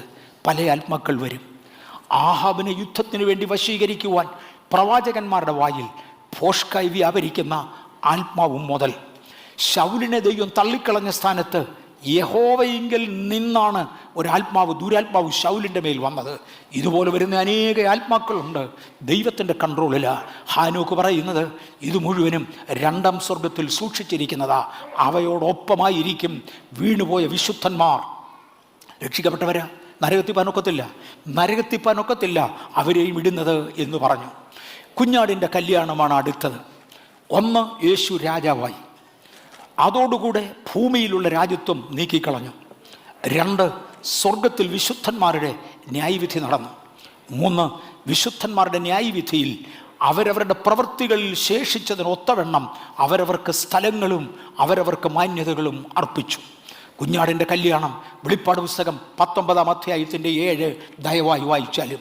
വെളിപ്പാട് പുസ്തകം 19-ാം അധ്യായത്തിൻ്റെ 7-ാമത്തെ വാക്യം. നാം സന്തോഷിച്ച് ഉല്ലസിച്ച് അവന് മഹത്വം കൊടുക്കുക. കുഞ്ഞാടിന്റെ കല്യാണം വന്നുവല്ലോ, അവന്റെ കാന്തയും തന്നെത്താൻ ഒരുക്കിയിരിക്കുന്നു. കുഞ്ഞാടിൻ്റെ കല്യാണം വന്നു, അവൻ്റെ കാന്തയും തന്നെത്താൻ ഒരുക്കി.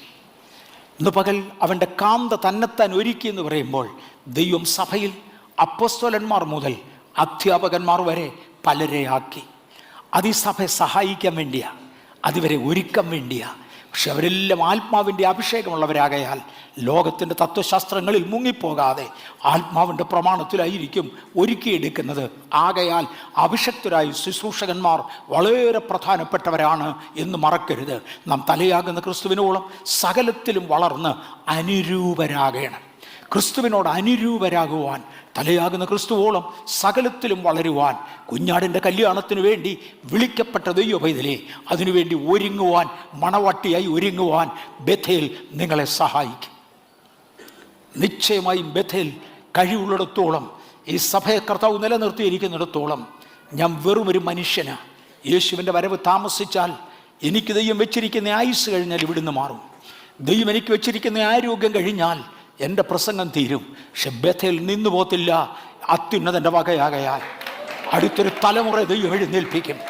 ദൈവത്തോട് ചേർന്ന് പോകുവാൻ താല്പര്യപ്പെടുന്ന ക്രിസ്തുവിൻ മണവാട്ടിയെ ഇന്ന് പകൽ നമ്മെ ഒരുക്കുവാൻ പരിശുദ്ധാത്മാവ് തന്ന ഈ അവസരത്തിനായി ഞാൻ കർത്താവിനെ സ്തുതിക്കുന്നു. കൊലോസ്യ ലേഖനം 1-ാം അധ്യായത്തിൻ്റെ 28-29 വാക്യം കൂടെ ദയവായി വായിച്ചാട്ടെ. കൊലോസ്യ ലേഖനം 1-ാം അധ്യായം 28-29 വാക്യങ്ങളൂടെ. ഏതു മനുഷ്യനെയും ക്രിസ്തുവിൽ തികഞ്ഞവനായി നിർത്തേണ്ടതിന്. ഏതു പുരുഷനെയും, മനുഷ്യനെ ഞാൻ തിരുത്തിക്കോട്ടെ, ക്ഷമിക്കണം, തിരുത്താൻ പാടില്ലാത്തതാ, അതുകൊണ്ട് അങ്ങനെ തന്നെ പറഞ്ഞേക്കാം. ഏതു പുരുഷനെയും, ഇതിനകത്ത് സ്ത്രീയും ഉൾപ്പെടും, ഏതു പുരുഷനെയും ക്രിസ്തുവിൽ തികഞ്ഞവനായി നിർത്തേണ്ടതിന്. ക്രിസ്തുവിൽ തികഞ്ഞവനായി നിർത്തേണ്ടതിന് ഏതു മനുഷ്യനെയും പ്രബോധിപ്പിക്കുകയും ഏതു മനുഷ്യനോടും സകല ജ്ഞാനത്തോടും കൂടെ ഉപദേശിക്കുകയും ചെയ്യുന്നു. ഇന്ന് രാത്പകൽ അതിനുള്ള കൃപ കർത്താവ് ബേഥേലിന് തന്നതിനാൽ ഞാൻ ദൈവത്തെ നന്ദിയോടെ സ്തുതിക്കുന്നു.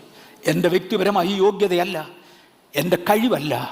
ഒരു ദിവസം മാടുതീറ്റ് നടന്ന മോശയെ വിളിച്ച് എൻ്റെ വടി പിടിച്ചു എന്ന് പറഞ്ഞതുപോലെ, എൻ്റെ ജനത്തെ നിയന്ത്രിക്കുവാൻ, നയിക്കുവാൻ ഞാൻ നിന്നെ നിയമിക്കുന്നുവെന്ന് പറഞ്ഞതുപോലെ നിയമിക്കപ്പെടുവാൻ സ്വർഗത്തിലെ ദൈവം എനിക്ക് കൃപ തന്നു. ചേർന്ന് നിൽക്കുവാൻ കൃപ ലഭിച്ചവർക്കായി ഞാൻ കർത്താവിനെ സ്തുതിക്കുന്നു.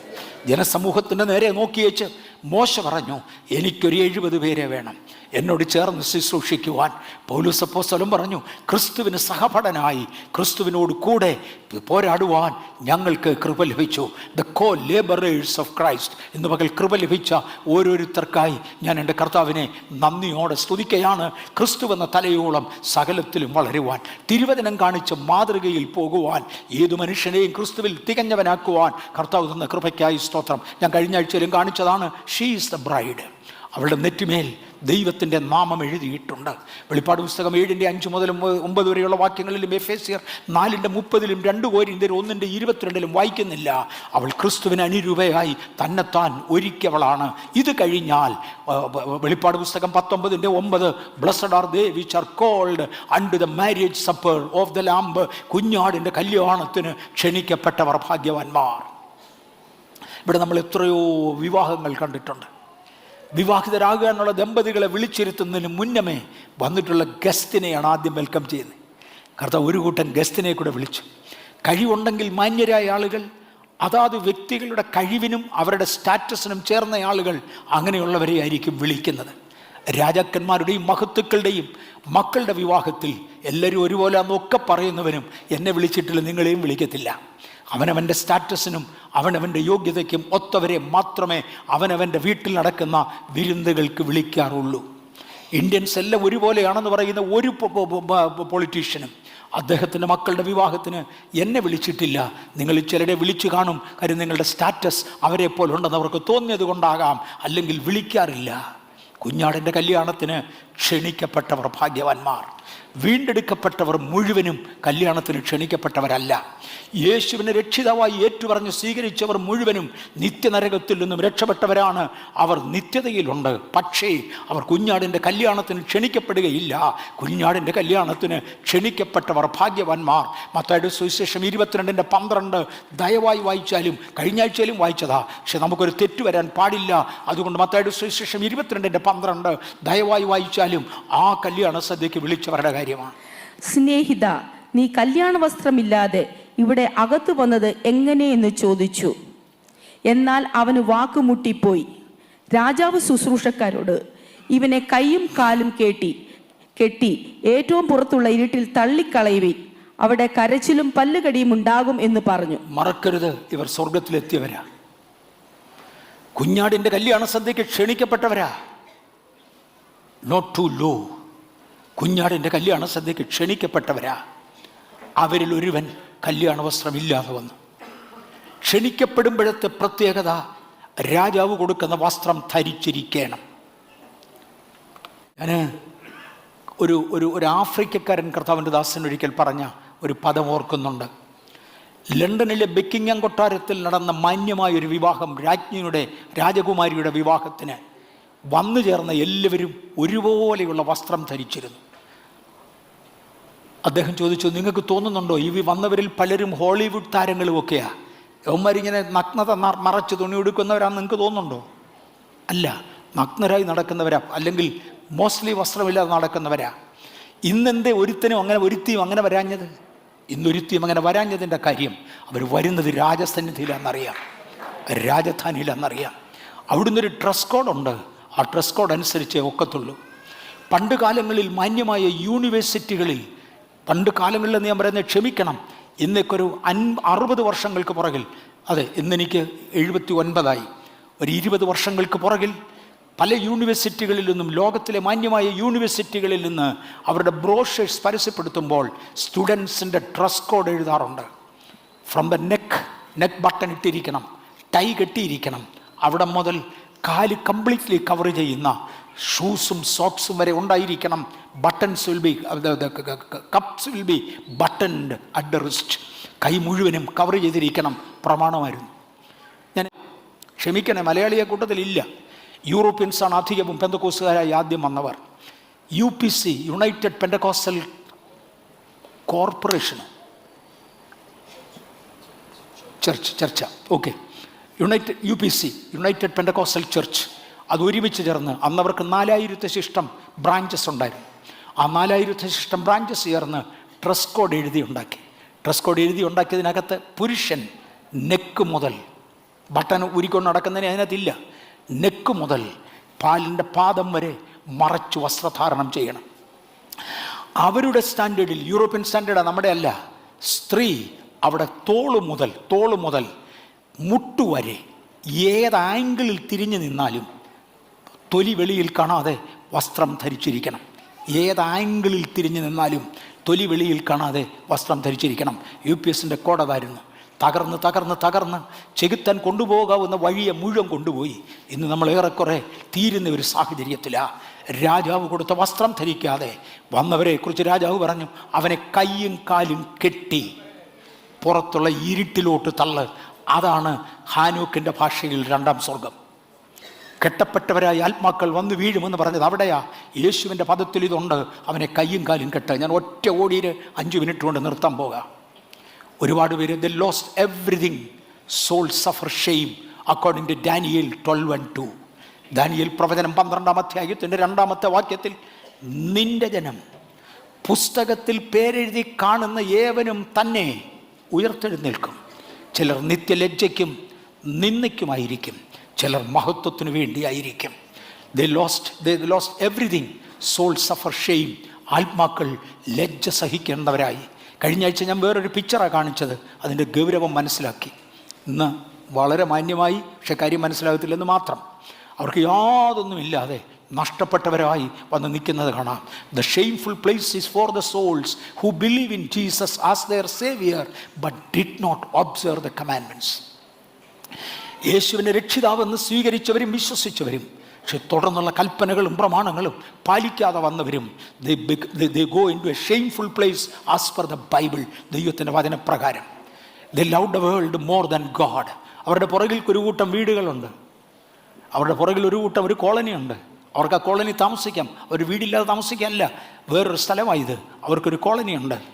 By many Christians love the world. അവർ ലോകത്തെ സ്നേഹിച്ചതിനാൽ the love the world more than God. ദൈവത്തെക്കാൾ ഉപരി. ലോകത്തെ സ്നേഹിക്കരുതെന്ന് ഞാൻ പറഞ്ഞില്ല, ലോകത്തിനുള്ളതൊന്നും വേണ്ടെന്ന് ഞാൻ പറഞ്ഞില്ല, പക്ഷെ ദൈവത്തെക്കാൾ ഉപരി യാതൊന്നിനെയും സ്നേഹിക്കാൻ പാടില്ല. The love the world more than God. അടുത്തൊരു കാറ്റഗറിയെ ഇവിടെ കാണാം, അതിനേക്കാളും താണവരാ. Still better mansions. മുമ്പേ കിട്ടിയ പുള്ളികൾക്ക് ഒരു കോളനി പോലുള്ള വീടുകളാണ് കാണിച്ചത്. ഞാനല്ല പടം വരച്ചത്, ആരും അറിയാവുന്നവർ വരച്ചതാ. ഒരു കോളനി പോലുള്ള വീടുകളാണ് കാണിച്ചത്. പക്ഷേ ഇവർക്ക് ലഭിക്കുന്നത് കുറേ കൂടെ നല്ല കെട്ടിടങ്ങളാണ്. എൻ്റെ പിതാവിൻ്റെ ഭവനത്തിൽ അനേക വാസസ്ഥലങ്ങൾ, 1, 2, 3 അല്ല. ഞാനിതിൻ്റെ അർത്ഥത്തിൻ്റെ അകത്തോട്ട് ഇറങ്ങുക. ഇതെല്ലാം നമുക്ക് വേണ്ടിയാ. Still better level. കുറച്ചുകൂടെ നന്നായി ജീവിച്ചവർ, അവരുടെ മേൽ കിരീടങ്ങളുണ്ട്. അവർക്ക് അവരുടെ കിരീടങ്ങൾ സ്വർഗത്തിലെ ദൈവം കൊടുക്കും. ഇതെല്ലാം ഭീമ കോർട്ടിലാണ്, ഇതെല്ലാം ഭീമ കോർട്ടിലാണ്. നമ്മൾ അപ്പുറത്തോട്ട് പോയിട്ടില്ല, അപ്പുറത്തോട്ട് പോകണം. മിക്കവാറും വരുന്ന ആഴ്ചയിലാണ് അടുത്ത ഒന്നുകൂടെങ്കിലും എടുക്കാൻ ഒക്കുന്നത്. ഭീമ കോർട്ടിൽ ലുക്സ് ഫോർ റിവാർഡ്. നമ്മുടെ പ്രതിഫലം നോക്കിയേ ഈ ഭൂമിയിൽ അധ്വാനിക്കാവൂ. പ്രതിഫലം നോക്കി മാത്രമേ ഈ ഭൂമിയിൽ പോകാവൂ. ഈ ലോകത്തിൻ്റെ പ്രതിഫലമല്ല, നിത്യതയുടെ പ്രതിഫലം. നിത്യയുടെ പ്രതിഫലം നോക്കി മാത്രമേ ഈ ലോകത്തിൽ പോകാവൂ. There are glorious mansions. ഞാൻ വസിക്കുന്ന ഇടത്ത് നിങ്ങളും ഇരിക്കേണ്ടതിന്, പിന്നെയും വന്ന് നിങ്ങളെ, തേജസ്സുള്ള മണവാട്ടിയെ, നിലനിൽക്കുന്ന പ്രവൃത്തികൾ ചെയ്തവളെ, ദൈവത്തോടു കൂടെ പാർക്കേണ്ടതിന്, ഞാൻ ഇരിക്കുന്ന ഇടത്ത് നിങ്ങളും ഇരിക്കേണ്ടതിന്, പിന്നെയും വന്ന് നിങ്ങളെ എൻ്റെ അടുക്കൽ ചേർത്തുകൊള്ളും. She is the bride. വെളിപ്പാട് 19:7 Let us be glad and rejoice and give honor to him, for the marriage of the Lamb is come, and his wife hath made herself ready. നമ്മൾ നേരത്തെ വാക്യം വായിച്ചതാ. And her was granted that she should be arrayed in fine linen, clean and white, for fine linen is the righteousness of saints. വിശുദ്ധന്മാരുടെ നീതിപ്രവൃത്തി എന്ന വിശുദ്ധ വെള്ളവസ്ത്രം ധരിപ്പാൻ അവൾക്ക് കൃപ ലഭിച്ചു. അവളുടെ മുൻപിലുള്ള ദേശവും മനോഹരമായിരിക്കും. ആർ വി റെഡി എന്നൊരു ചോദ്യം ചോദിച്ചുകൊണ്ട് പോകാനാ. Did we wash our robes in the blood of Jesus? ക്രിസ്തുവിൻ്റെ രക്തത്തിൽ അങ്കി അലക്കിയവർക്കായി സ്തോത്രം. Are we ready? നമ്മളെല്ലാം നമ്മുടെ ജീവിതത്തിൽ ഒരുപാട് അധ്വാനിക്കുന്നവരാ. കാലം തീരാറായി. കാവൽക്കാര രാത്രി എന്തായി? ലോക ഗവൺമെൻറ്റിനെ ഡിസ്മിസ് ചെയ്യാൻ തുടങ്ങുക. പ്രഭുക്കന്മാരും മേധാവികളും വലിയവരും ഭൂമിക്കടിയിലെ അറകൾ തപ്പുക. എന്തിനു വേണ്ടി? നിത്യരാജാവ് രാജ്യത്വം ഏറ്റെടുക്കാൻ. ഇതിനിടയിൽ ഒരു ശബ്ദമുണ്ടാകും, ദൈവിക കാഹളം.